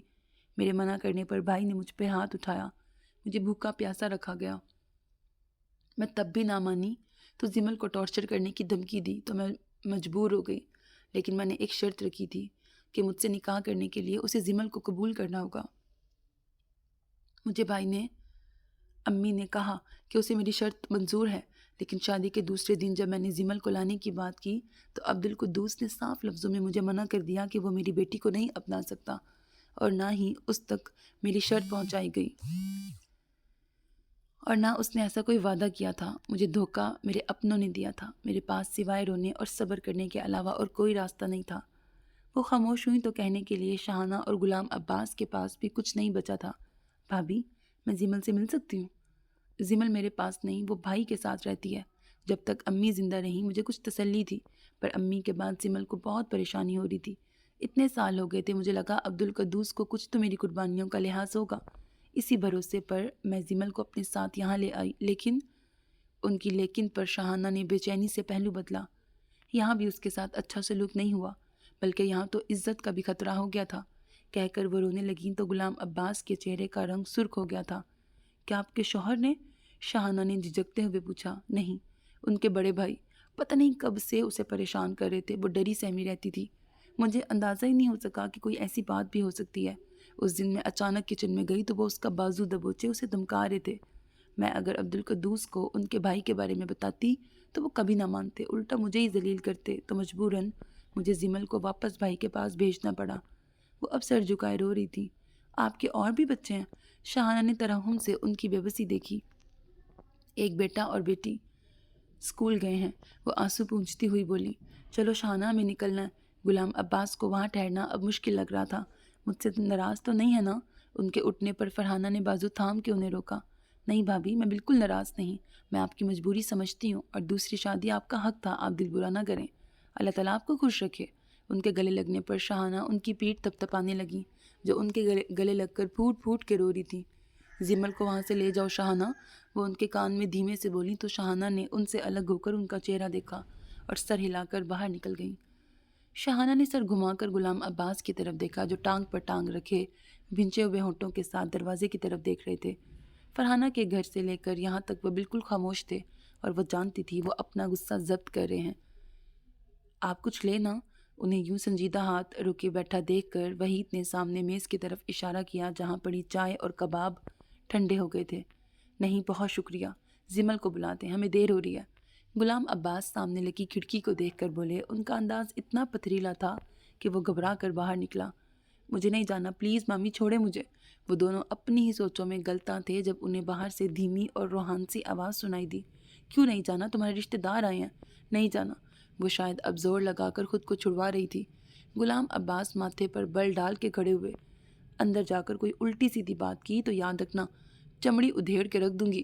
ایک کرخت نسوانی آواز پر شاہانہ کا پارا بھی چڑھا تھا۔ اس سے پہلے غلام عباس دروازے کی طرف بڑھتے وہ دونوں اندر داخل ہوئے۔ ان کے درمیان ایک لڑکی تھی جس کا سر جھکا تھا۔ ان دونوں نے سختی سے اس کو بازوؤں سے تھام رکھا تھا۔ غلام عباس کی نظریں اس پر جمی تھیں جو سر جھکائے ہلکا ہلکا لرز رہی تھی۔ زمل آنے سے انکار کر رہی تھی، دراصل یہ بہت شرمیلی ہے، لوگوں سے ملتی نہیں۔ غلام عباس کی شکل دیکھ کر وحید تیزی سے بولا۔ زمل؟ غلام عباس کی آواز پر اس نے ڈرتے ڈرتے سر اٹھایا۔ اس کی سہمی آنکھوں میں پہلے بے یقینی اتری، پھر آنسو۔ بابا؟ وہ سختی سے ان سے لپٹی، ان کو پکارتی رو رہی تھی۔ انہوں نے اسے بازو کے گھیرے میں لے کر اس کے سر کو چوما۔ میں کب سے آپ کا انتظار کر رہی تھی۔ وہ بہت آہستہ بول رہی تھی۔ میں دیر سے آنے کے لیے شرمندہ ہوں میرے بچے۔ وہ بھی جھک کر اسی کے انداز میں بولے۔ آپ بالکل میرے بابا جیسے ہیں۔ اس کے کہنے پر غلام عباس کی آنکھیں نم ہوئی تھیں۔ بھائی صاحب آپ بیٹھیں، آرام سے بات کرتے ہیں۔ زمل کو یوں غلام عباس کے قریب کھڑا دیکھ کر وحید اور اس کی بیوی پریشان ہوئے تھے۔ زمل، نسوانی آواز پر اس نے نظریں گھما کر دائیں طرف دیکھا۔ جاؤ بیٹا، تمہاری پھپھو ہیں۔ وہ ایک شاہانہ سے جا کے لپٹ گئی اور اسے گلے لگائے۔ وہ بری طرح رو پڑی تھی۔ خود سے الگ کر کے انہوں نے دونوں ہاتھوں میں اس کا چہرہ لے کر اپنے سامنے کیا تو دنگ رہ گئی۔ اتنی خوبصورتی! ان کے منہ سے بے ساختہ ماشاء اللہ نکلا تھا۔ ہم زمل کو لینے آئے ہیں، جاؤ بیٹا اپنا ضروری سامان پیک کر لو۔ غلام عباس کے کہنے پر وحید اور اس کی بیوی نے پریشانی سے ایک دوسرے کو اور پھر غلام عباس کو دیکھا۔ زمل آپ کے ساتھ کیوں جائے گی؟ اس کی ماں نے اس کی ذمہ داری ہمیں دی ہے۔ اس کی ماں سے پوچھ کے آئے ہیں، اور ویسے بھی میں اس کا تایا ہوں، باپ کی جگہ، اس کا سرپرست۔ اچھا، وحید کی بیوی استہزائیہ مسکراتی آگے آئی۔ یہ سرپرست تب کہاں تھا جب اسے اور اس کی ماں کو ضرورت تھی؟ اس کے باپ کے مرنے کے بعد ہمارے سرپرستوں نے منہ پھیر لیا تھا۔ آج جب وہ سونے کا انڈا دینے والی مرغی بن گئی ہے تو؟ غلام عباس کے ساتھ شاہانہ نے بھی الجھ کر اسے دیکھا، جبکہ ان کے گرد زمل کی گرفت مزید سخت ہوئی۔ چپ کرو احمق عورت! وحید نے غصے سے اس کا بازو جھپٹ کر اسے پیچھے کیا۔ زمل ہماری ذمہ داری نہیں، ہماری بیٹی کی طرح، اور فرحانہ نے ہمیں پورا اختیار دیا ہے اس کی زندگی کا فیصلہ کرنے کا، اور اتنے سال ہم نے اسے پالا پوسا پڑھایا، ہمارا اس پہ پورا حق بنتا ہے، اس لیے ہم نے اس کا رشتہ طے کر دیا ہے۔ 3 مہینے بعد اس کی شادی ہے۔ دماغ خراب ہے تمہارا؟ تمہاری ہمت کیسے ہوئی اس کا رشتہ طے کرنے کی؟ کیا تم جانتے نہیں وہ ہماری ہونے والی بہو ہے؟ بہو ہوتی تو ساتھ رکھتے، اتنے سالوں پتہ نہیں کہاں تھے، اب آگے ہیں بڑے سرپرست۔ وحید کی بیوی منہ ٹیڑھا کر کے بولی۔ وہ کچھ زیادہ ہی بدتمیز عورت تھی۔ غلام عباس کو ایسا لہجہ سننے کی عادت نہ تھی۔ ان کا بس نہیں چل رہا تھا اس عورت کا منہ توڑ کے اس کے ہاتھ میں دے دیں۔ کون روکے گا ہمیں؟ غلام عباس کی سرد آواز گونجی تو وحید کے ساتھ اس کی بیوی بھی تھوڑا گھبرا کر انہیں دیکھنے لگے۔ عباس بھائی، آرام سے بیٹھ کے بات کرتے ہیں۔ میں زمل کا دشمن نہیں، میری بھانجی ہے، بیٹی کی طرح ہے۔ بازل رانا اس علاقے کا بہت بڑا آدمی ہے، وہ بڑی چاہت سے رشتہ مانگنے آیا تھا۔ لاکھوں کا حق مہر، بنگلہ، زیور وہ حق مہر میں دے رہا ہے، اور کیا چاہیے ایک لڑکی کو؟ تمہیں کتنا دے رہے ہیں؟ ان کے کہنے پر غلام عباس کرختگی سے بولے تو وہ نظریں چرانے لگا۔ غلام عباس استہزائیہ مسکرائے۔ ایسے ہی فائدے کے لیے تم نے اپنی بہن کا بھی سودا کیا تھا، لیکن زمل کے ساتھ ایسا نہیں ہوگا۔ وہ لاکھوں کا حق مہر دے رہا ہے، میں زمل کا کروڑوں کا حق مہر لکھواؤں گا۔ زمل ہماری بیٹی ہے اور ہماری ہی رہے گی۔ چلو زمل، سامان لے کے آؤ اپنا۔ یہ نہیں جائے گی عباس صاحب۔ وحید زمل کی طرف بڑھا تو وہ مزید شاہانہ کے ساتھ چمٹ گئی۔ پھپھو، مجھے یہاں سے لے جائیں، مجھے یہاں چھوڑ کے مت جانا۔ اس کے کہنے پر غلام عباس نے چونک کر دیکھا، جبکہ وحید اور اس کی بیوی نے خون خوار نظروں سے گھورا۔ تم ہمارے ساتھ جاؤ گی میری جان، بے فکر رہو۔ شاہانہ نے اس کے گرد اپنا حصار مزید سخت کر لیا اور کھا جانے والی نظر سامنے کھڑے میاں بیوی پہ ڈالی۔ زمل کو ہاتھ بھی مت لگانا وحید، ورنہ کتے کی طرح گھسیٹ کے ماروں گا۔ آپ امیر ہوں گے تو اپنے گھر میں ہوں گے، یہ ہمارا علاقہ ہے، میں ابھی بازل صاحب کو فون کرتا ہوں۔ غلام عباس نے آگے بڑھ کر اس کے منہ پر مکہ جڑ دیا۔ وہ کراہ کر زمین پہ گرا۔ غفور! ان کے زور سے آواز دینے پر ان کے ساتھ آئے 3 گارڈز فوراً اندر آئے۔ اس آدمی کی زبان بہت چل رہی ہے، اسے ذرا اچھی طرح لگام ڈالو۔ ان کے کہنے کی دیر تھی وہ اسے گھسیٹتے ہوئے باہر لے گئے۔ اس کے پیچھے اس کی چیختی ہوئی بیوی تھی۔ چلو میں پیکنگ میں تمہاری ہیلپ کرواتی ہوں۔ 15 منٹ بعد جب وہ باہر آئی، وحید زخمی حالت میں کرسی پہ بیٹھا تھا، جبکہ اس کی روتی ہوئی بیوی اس کے ساتھ بیٹھی تھی۔ تمہیں زندہ اور چلنے کے قابل اس لیے چھوڑ کے جا رہا ہوں کیونکہ تم نے ہماری بہو کو اتنے عرصے اپنے گھر رکھا، کھلایا پلایا پڑھایا۔ انہوں نے بہو پہ زور دے کے کہا، زمل اور فرحانہ کی وجہ سے تمہارا لحاظ کیا ہے، ورنہ بہن بیٹیوں کا سودا کرنے والے لوگ زندہ رہنے کے قابل نہیں ہوتے۔ کہہ کر انہوں نے شاہانہ اور زمل کو آگے چلنے کا اشارہ کیا۔ جس طرح آتے ہوئے گاڑی میں مکمل خاموشی تھی، جاتے ہوئے بھی ویسی ہی خاموشی تھی، بس فرق یہ تھا اب کی بار شاہانہ کی سوچوں کا مرکز ماضی کی یادیں نہیں بلکہ اپنے پہلو سے لگا وجود تھا۔ خوبصورتی ان کے خاندان کی پہچان تھی، عورتوں سے لے کر مرد تک اپنی مثال آپ تھے، لیکن زمل کے چہرے پر حسن کے ساتھ معصومیت اتنی زیادہ تھی کہ دیکھنے والا حیران رہ جائے۔ انہیں جانے کیوں حارث کے فیصلے پر افسوس ہوا۔ اس نے دیکھے بنا ایک ہیرے کو ٹھکرا دیا تھا۔ وہ جانتی تھی اگر عباس بھائی ضدی ہیں تو حارث بھی ان کا بیٹا تھا۔ وہ باپ بیٹے کی ضد میں اس معصوم کی زندگی برباد نہیں کر سکتی تھیں۔ انہوں نے سوچ لیا تھا وہ اسے اپنے ساتھ رکھیں گی، بلکہ اپنے ساتھ کینیڈا لے جائیں گی۔ اس کا حق تھا اسے چاہا جائے۔ اگر عباس بھائی نے زبردستی اسے حارث کے پلے باندھنے کی کوشش کی تو وہ ایسا نہیں ہونے دیں گی۔ ان کی شہزادی کے لیے ضرور ایک شہزادہ ہوگا جو اسے سر آنکھوں پہ بٹھائے گا، اسے اتنی عزت محبت دے گا کہ وہ اپنے دکھ بھول جائے گی۔ انہوں نے پیار سے اس کے گرد اپنے بازو کا گھیرا مضبوط کیا اور اس کے سر کو چوما۔ وہ سوچ چکی تھی وہ اسے کینیڈا لے جائیں گی۔ اس سوچ نے جیسے انہیں پرسکون کر دیا تھا۔ اب وہ نہیں جانتی تھی وہ شہزادہ کون ہے، پر یہ یقین تھا کہ وہ ضرور ہوگا۔ لانگ کوٹ پہنے، مفلر کو گردن پہ لپیٹے، دونوں ہاتھ کوٹ کی جیبوں میں گھسائے، وہ تیز تیز قدموں سے چلتا اسٹیشن کی طرف بڑھ رہا تھا۔ سردی اس قدر تھی کہ ناک کے ساتھ کان بھی سرخ ہو گئے تھے، جبکہ آنکھوں میں مرچیں لگ رہی تھیں۔ اس نے جیب سے ہاتھ نکال کر مفلر کو ناک اور ہونٹوں کے گرد لپیٹ لیا۔ ٹرین آ چکی تھی۔ اس کے قدموں میں مزید تیزی آ گئی اور اگلے ہی منٹ وہ بھاگ کر ٹرین میں سوار ہوا۔ اس کے سوار ہوتے ہی دروازہ بند ہو گیا۔ اس نے بے ساختہ شکر ادا کیا۔ ایک لمحے کی تاخیر اسے لیٹ کروا سکتی تھی۔ اگلی ٹرین آدھے گھنٹے بعد تھی اور ٹرین سے اتر کر بھی اسے 15 منٹ مزید چلنا تھا۔ سیٹ پہ بیٹھ کر وہ کھڑکی سے باہر دیکھنے لگا۔ روز کے وہی مخصوص نظارے، وہی سڑکیں، وہی عمارتیں۔ وہ بے خیالی میں ہر گزرتے منظر کو دیکھ رہا تھا۔ تبھی اس کے سامنے والی سیٹ پر کوئی آ کے بیٹھا تو اس نے سرسری نظر سامنے ڈالی، لیکن اس پر نظر پڑتے ہی اس کی نظر ایک پل کے لیے ٹھہری تھی۔ اس کے یوں چونکنے پر سامنے بیٹھی لڑکی مسکرائی، اور اخلاق کا تقاضا یہی تھا کہ وہ بھی مسکراہٹ کا جواب مسکراہٹ سے دیتا۔ جواباً وہ ہلکا سا مسکرا کر دوبارہ باہر دیکھنے لگا، لیکن اب کی بار باہر کے آتے جاتے نظاروں پر اس کا انہماک قابل دید تھا۔ 2 ہفتوں سے ایسا ہو رہا تھا کہ اس کے بیٹھتے ہی پتہ نہیں یہ لڑکی کہاں سے نکلتی، بالکل اس کے ساتھ یا سامنے والی سیٹ پہ براجمان ہو جاتی تھی۔ اب پتہ نہیں یہ اتفاق تھا یا اس لڑکی کا کوئی پلان، پر جو بھی تھا وہ بہت انکمفرٹیبل محسوس کرتا تھا۔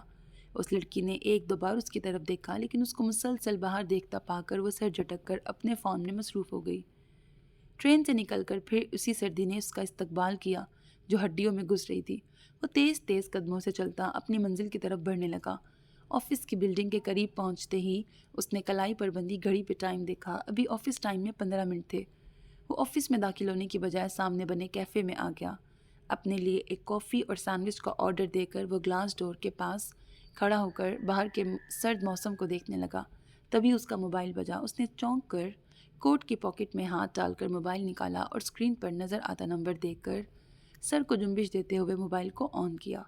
اس کے ہیلو بولتے ہی دوسری طرف سے وہ شروع ہو گیا۔ کہاں ہو تم؟ ٹائم دیکھا ہے؟ پتہ ہے مجھے، وہ اکتا کے بولا۔ پہنچ گیا ہوں، سامنے کیفے میں ہوں۔ وہاں پہ کیا کر رہے ہو؟ دوسری طرف سے حیرت سے پوچھا گیا۔ گانا لگا ہے، اس پہ ناچ رہا ہوں۔ اس کے جلے ہوئے انداز پر وہ مزے لیتا بولا۔ اچھا واقعی؟ واہ کیا نظارہ ہوگا، تو وہیں رک، میں بس ابھی آ رہا ہوں۔ ساتھ ہی فون بند ہو گیا۔ ضامن نے افسوس سے سر ہلا اور کاؤنٹر سے سینڈوچ اور کافی کا کپ اٹھا کر باہر دروازے تک آیا جب شیشے کے دروازے کے پار سے اسے فرقان تیز تیز قدموں سے آتا دکھائی دیا۔ اگر پیٹ پوجا کا پروگرام تھا تو مجھے بھی بتا دیتا۔ وہ اسے گھورتے ہوئے کاؤنٹر کی طرف مڑ گیا۔ جب وہ اپنا سینڈوچ اور کافی لے کر آیا، ضامن اپنا سینڈوچ ختم کر چکا تھا۔ فرقان اس کے قریب آ کے کھڑا ہو گیا۔ وہ بڑے بڑے نوالے لیتا اپنا سینڈوچ ختم کر رہا تھا۔ فرقان آہستہ کھاؤ، کوئی تمہارے پیچھے پڑا ہے کیا؟ ضامن نے الجھ کے اسے بڑے بڑے بائٹ لیتے دیکھ کر ٹوکا۔ یہی سمجھ لو، فرقان نے کہنے کے ساتھ کلائی پہ بندھی گھڑی کی طرف اشارہ کیا جہاں 5 منٹ رہ گئے تھے۔ وہ دونوں اپنے کافی کے مگز لیے تیزی سے چلتے آفس بلڈنگ میں داخل ہوئے۔ لفٹ میں داخل ہوتے ہی ضامن نے 5th فلور کا بٹن دبایا۔ آج تمہاری پریزنٹیشن تھی؟ فرقان نے اس کا چہرہ دیکھا۔ ہاں یار، اسے بناتے ہوئے ہی رات ہو گئی۔ لیٹ سویا تو صبح بمشکل آنکھ کھلی، ناشتہ بھی سکپ کرنا پڑا، تبھی تو یہاں آ کے سینڈوچ لیا۔ اس نے بچی ہوئی کافی کا لمبا سا سپ لے کر خالی کپ قریب رکھے ڈسٹ بن میں پھینکا۔ شام کا کیا پروگرام ہے؟ اپنے کیبن کی طرف جاتے ہوئے فرقان نے ضامن سے پوچھا۔ میرا تو کوئی پروگرام نہیں، کیوں تمہارا کوئی پروگرام ہے؟ وہ سوالیہ انداز میں اسے دیکھنے لگا۔ ہاں، مووی کا موڈ ہو رہا تھا۔ آج مشکل ہے یار۔ اس نے معصوم سا منہ بنا کر اسے دیکھا تو فرقان مسکرا کر اپنے کیبن کی طرف مڑ گیا۔ 45 منٹ کی پریزنٹیشن کے بعد جب وہ کانفرنس روم سے باہر نکلا تو وہ بہت ریلیکس تھا۔ پریزنٹیشن اس کی امید سے زیادہ اچھی ہوئی تھی۔ وہ زیر لب گنگناتا ہوا ان کے روم میں داخل ہوا اور اپنی کرسی پہ بیٹھتے ہوئے ریلیکس ہو کر سیٹ کی بیک سے ٹیک لگا کے آنکھیں موند لیں۔ لیکن یہ وقفہ چند لمحوں کا تھا۔ اس کے موبائل کی بیل بجی تو اس نے آنکھیں کھول کر اسکرین کی طرف دیکھا جہاں علیزہ کا نام جگمگا رہا تھا۔ اس نے مسکرا کر انگلی سے اسکرین کو ٹچ کیا۔ ہیلو، کیسے ہو اور پریزنٹیشن کیسی رہی؟ وہ پوچھ رہی تھی۔ بہت اچھی، وہ خوشی سے بولا۔ او تھینک گاڈ، ورنہ کل تو تم اتنے ٹینس تھے کہ میں بھی ٹینس ہو گئی۔ خیر اب اس بات پر ڈنر تو بنتا ہے، اور پلیز کوئی بہانہ نہ کرنا۔ وہ واقعی اسے منع کرنے کے لیے کوئی بہانہ سوچ رہا تھا کہ اس کے ٹوکنے اور اتنے درست اندازے پر وہ مسکرا کے بولا، اوکے شام کو 7 بجے۔ اسے ٹائم اور جگہ بتا کر اس نے فون بند کر دیا اور لیپ ٹاپ آن کر کے اپنے کام میں مصروف ہو گیا۔ گلاس ڈور ناک ہوا تو اس نے اسکرین پر سے نظریں ہٹا کر سامنے دیکھا جہاں فرقان کھڑا تھا۔ ابھی بزی ہو؟ اسے ہنوز لیپ ٹاپ پہ کام کرتا دیکھ کر اس نے پوچھا۔ نہیں بس بند کر رہا تھا۔ وہ جلدی سے لیپ ٹاپ بند کر کے بیگ میں رکھتے ہوئے کھڑا ہو گیا۔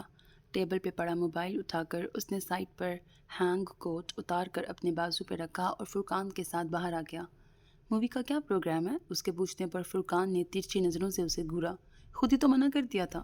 ہاں پر اب میرا موڈ بن گیا ہے۔ واہ علیجہ، کیا بات ہے آپ کے موڈ کی؟ فرقان نے جیسے اس کا مذاق اڑایا۔ یہ ہم جا کہاں رہے ہیں؟ میٹرو کی بجائے جب ضامن نے ٹیکسی رکوائی تو فرقان نے حیران ہو کے پوچھا، مووی دیکھنے؟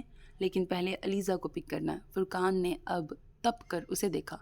تم نے علیزہ کے ساتھ مووی دیکھنی تھی تو پھر مجھے کیوں ساتھ لے کے جا رہے ہو؟ وہ چیخ کر بولا تو ضامن نے ابرو اچکا کے اسے دیکھا۔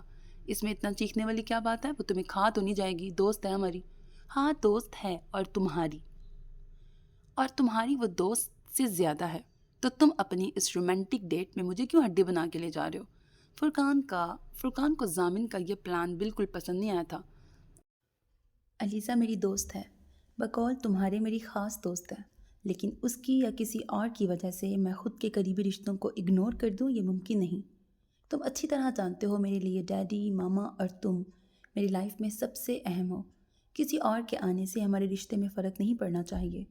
اب کی بار ضامن کا انداز اور لہجہ اتنا قطعی اور سنجیدہ تھا کہ فرقان اسے دیکھ کے رہ گیا۔ وہ تو ٹھیک ہے یار، لیکن لڑکیاں ذرا اس معاملے میں حساس ہوتی ہیں۔ ہو سکتا ہے وہ کچھ ٹائم تمہارے ساتھ الگ سے گزارنا چاہتی ہو۔ میرا یوں درمیان میں رہنا اچھا نہیں لگتا، اور میں کون سا دور ہوں، ہر روز ہم ساتھ ہی ہوتے ہیں۔ فرقان نے اسے کچھ سمجھانا چاہا کیونکہ آخری 2 ملاقاتوں میں اس نے محسوس کیا تھا علیزہ کو ہر جگہ اس کا ضامن کے ساتھ رہنا اچھا نہیں لگتا۔ جس کو اچھا نہیں لگتا وہ نہ ملے مجھ سے، ضامن 2 ٹوک لہجے میں کہہ کر بات ختم کر گیا تو فرقان نے گہرا سانس لیا۔ گاڑی سے اترتے ہی فرقان نے دور سے ہی علیزہ کو دیکھ لیا جو بلو جینز پر پیلا ٹاپ اور کالا کوٹ پہنے یقیناً ضامن کی منتظر تھی۔ ان دونوں کو آتا دیکھ کر علیزہ کی مسکراہٹ ایک پل کے لیے سکڑی تھی، لیکن ان کے قریب پہنچنے پر وہ خوش دلی سے ملی تھی۔ تم نے بتایا نہیں تھا کہ فرقان بھی تمہارے ساتھ آ رہا ہے؟ ضامن جو اپنے موبائل پر کچھ دیکھ رہا تھا چونک کر علیزہ کو دیکھا۔ کیوں، تمہیں اچھا نہیں لگا؟ وہ سنجیدگی سے اسے دیکھنے لگا۔ نہیں ایسا تو کچھ نہیں، ویسے ہی پوچھا ہے، وہ کندھے اچکا کے بولی۔ دیکھو میں بالکل کباب میں ہڈی نہیں بننا چاہتا تھا، یہ زبردستی مجھے ساتھ لے کے آیا۔ فرقان نے دونوں ہاتھ اٹھا کر اپنی صفائی دی۔ خیر مجھے بہت افسوس ہے کہ میری وجہ سے تمہاری رومانٹک ڈیٹ خراب ہو گئی۔ فرقان کا انداز شرارتی تھا۔ عائزہ نے ایک جتاتی نظر ضامن پہ ڈالی لیکن وہ اب بھی موبائل پر بزی تھا، تو وہ طنزیہ مسکراہٹ چہرے پر سجا کر فرقان کو دیکھنے لگی۔ بے فکر رہو، جیسا تم سوچ رہے ہو ویسا کچھ نہیں۔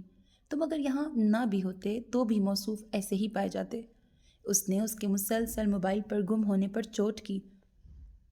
ویسے میں بھی حیران ہوں، اتنی خوبصورت لڑکی کے ہوتے کوئی اتنا لا تعلق کیسے ہو سکتا ہے؟ فرقان نے ضامن کی طرف کنکھیوں سے دیکھتے ہوئے جیسے علیزہ کو بھڑکایا تھا۔ یہ بات تم اپنے دوست کو سمجھاؤ۔ اس نے بھی جیسے خود کو اگنور کرنے کی شکایت فرقان کو لگائی تھی۔ خیر میں تمہیں ایک پتے کی بات بتاتا ہوں۔ فرقان نے قدرے آگے ہو کر رازداری والا انداز اپنا کر سسپنس پھیلایا۔ یہ شروع سے ہی ایسا ہے، بد ذوق۔ اتنی خوبصورت لڑکیاں اس کی کلاس فیلو تھیں، بلکہ اس سے دوستی بھی کرنا چاہتی تھیں، لیکن فرقان نے برا سا منہ بنایا۔ اور ہمارے آفس میں لیزا، انڈیا سے جوہی، پاکستان کی اقرا، اتنی حسین لڑکیاں ہیں، سبھی سے گھاس ڈالنے کو تیار ہیں، لیکن موصوف کو گدھا بننا منظور نہیں۔ وہ مایوسی سے بولا تو اب کی بار علیزہ کھلکھلا کے ہنس پڑی۔ اس کا مطلب ہے میں لکی ہوں؟ وہ اترا کے بولی۔ آف کورس، فرقان نے تائیدی انداز میں سر ہلایا۔ لیکن پھر بھی میرا مشورہ ہے، ایک بار سوچ لو۔ اب کی بار وہ پھر شرارت سے بولا۔ سوچنے کا تو سوال ہی پیدا نہیں ہوتا، وہ گہری نظروں سے ضامن کو دیکھتے ہوئے بولی۔ تبھی ضامن نے گہرا سانس لے کے موبائل بند کیا۔ اگر تم لوگوں کی باتیں ختم ہو گئی ہوں تو چلیں، مووی شروع ہونے والی ہے۔ وہ کہتے ہوئے آگے بڑھ گیا تو علیزہ بھی پرس کندھے پہ ڈال کر اس کے ساتھ چلنے لگی، جبکہ فرقان مسکراتا ہوا اس کے پیچھے تھا۔ جس وقت وہ لاہور کی حدود پہ پہنچے مغرب کی اذانیں ہو رہی تھیں۔ زمل کی آنکھ کھل چکی تھی، وہ اب حیرت اور دلچسپی سے باہر کا منظر دیکھ رہی تھی۔ پھر تھک کر اس نے دوبارہ رخ موڑ کر شاہانہ کو دیکھا۔ اس کے دیکھنے پر شاہانہ نے پیار سے اس کا چہرہ سہلایا۔ نیند پوری ہو گئی؟ تھوڑی سی پھپھو، گھر کب آئے گا؟ لو آ گیا ہے۔ اس نے سر گھما کے دیکھا۔ گاڑی کے ہارن دیتے ہی گیٹ کھلا اور گاڑی وسیع و عریض ڈرائی وے میں داخل ہوئی۔ شاندار عمارت اس کے سامنے تھی۔ باہر نکلتے ہی نظر دور تک پھیلے خوبصورت لان پر گئی۔ اتنا بڑا شاندار گھر دیکھ کر اس نے گھبرا کر تھوک نکلا۔ آؤ بیٹا۔ اسے یوں ہی کھڑا دیکھ کر شاہانہ نے اس کا ہاتھ پکڑا جو بالکل ٹھنڈا پڑ چکا تھا۔ گھبرانے کی بات نہیں، یہ تمہارا گھر ہے، یہاں سب تمہارے اپنے ہیں۔ ان کے کہنے پر اس نے دوبارہ سامنے نظر ڈالی۔ اس نے سنا تھا کہ اس کے ددیال والے بہت امیر ہیں، لیکن اسے ان کی عمارت کا اندازہ نہیں تھا۔ وہ ہمیشہ قسم پرسی کی حالت میں رہی تھی۔ اتنے بڑے گھر نے اس پر دہشت قائم کر دی تھی۔ پتہ نہیں اس میں رہنے والے اس کو قبول کریں گے یا نہیں۔ وہ 100 وسوسے لیے گھر کے اندر داخل ہوئی۔ کمرے سے نکلتے نفیسہ کی نظر اندر آتے غلام عباس پہ پڑی۔ السلام علیکم، خیریت سے پہنچ گئے آپ؟ وہ آگے بڑھیں تبھی ان کی نظر غلام عباس کے پیچھے شاہانہ اور ان کے بازو سے لگی لڑکی پہ پڑی۔ اس کو دیکھ کر ایک پل کے لیے وہ حیران ہوئی، اگلے ہی پل وہ مسکراتی ہوئی آگے بڑھی۔ بھابھی پہچانا؟ شاہانہ نے مسکرا کے انہیں دیکھا۔ میں تو دیکھتے ہی پہچان گئی تھی اپنی زمل کو، انہوں نے کہنے کے ساتھ اس کا ماتھا چوما۔ وہ اتنی محبت پر سامنے کھڑی اس شفیق عورت کو پہچاننے کی کوشش کرنے لگی۔ یہ تمہاری تائی ہیں؟ شاہانہ نے اس کی مشکل آسان کر دی۔ زمل اب یہیں ہے، جی بھر کے باتیں کر لینا، فی الحال کھانا لگواؤ۔ غلام عباس کے کہنے پر نفیسہ نے سر ہلا کر شاہانہ کو دیکھا۔ ہم فریش ہو کے ابھی آتے ہیں بھابھی۔ چلو زمل پہلے فریش ہو جاؤ، پھر سب سے مل لینا۔ شاہانہ کے کہنے پر وہ ان کے پیچھے چل دی۔ بات لینے کے بعد وہ خود کو کافی فریش محسوس کر رہی تھی۔ نم بالوں کو چوٹی میں باندھ کر اس نے اچھی طرح دوپٹہ سر پہ اوڑھا اور ارد گرد دیکھتے ہوئے شاہانہ کے باہر نکلنے کا انتظار کرنے لگی۔ بیڈ پر بیٹھی وہ ہر چیز کو بہت اشتیاق سے دیکھ رہی تھی۔ دروازہ کھلنے پر وہ جلدی سے کھڑی ہوئی۔ بھوک لگی ہوگی تمہیں؟ ڈریسنگ ٹیبل کے سامنے کھڑے بالوں میں برش کرتے ہوئے شاہانہ نے پوچھا تو اس نے جلدی سے سر ہلایا۔ اس سے واقعی بھوک لگی تھی۔ چلو بھائی کھانا کھاتے ہیں، یقیناً انوری آپا نے کچھ مزے کا بنایا ہوگا۔ وہ ڈائننگ روم میں آئیں تو نفیسہ کے ساتھ سرور اور گلشن کھانا لگوا رہی تھیں۔ شاہانہ کے ساتھ آتی زمل کو دونوں نے چونک کے دیکھا۔ ان کے یوں گھورنے پر نفیسہ نے گلا کھنکھارا، تبھی غلام عباس صاحب نے مسکرا کر اسے دیکھا۔ جی بابا، اسے گھر واقعی بہت پسند آیا تھا۔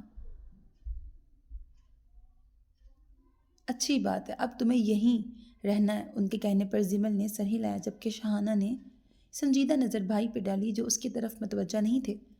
حارث کا فون آیا تھا۔ حارث کے نام پر زمل کی دھڑکن تیز ہوئی تھی۔ آیا تھا، کہہ رہا تھا کام زیادہ ہے، کچھ دن اور لگ جائیں گے۔ آپ کو بھی فون کیا تھا پر آپ سے رابطہ نہیں ہو سکا۔ ہاں، وہاں سگنلز کا ایشو تھا۔ تب ہی حالہ اور حماد سلام کرتے ایک ساتھ اندر داخل ہوئے۔ وہ دونوں معمول کی طرح اپنی کرسیوں پر آ کے بیٹھ گئے، لیکن سامنے نظر پڑتے ہی حیران ہوئے۔ یہ زمل ہے، اور زمل یہ حالہ ہے، اور یہ حماد، تمہارے کزنز۔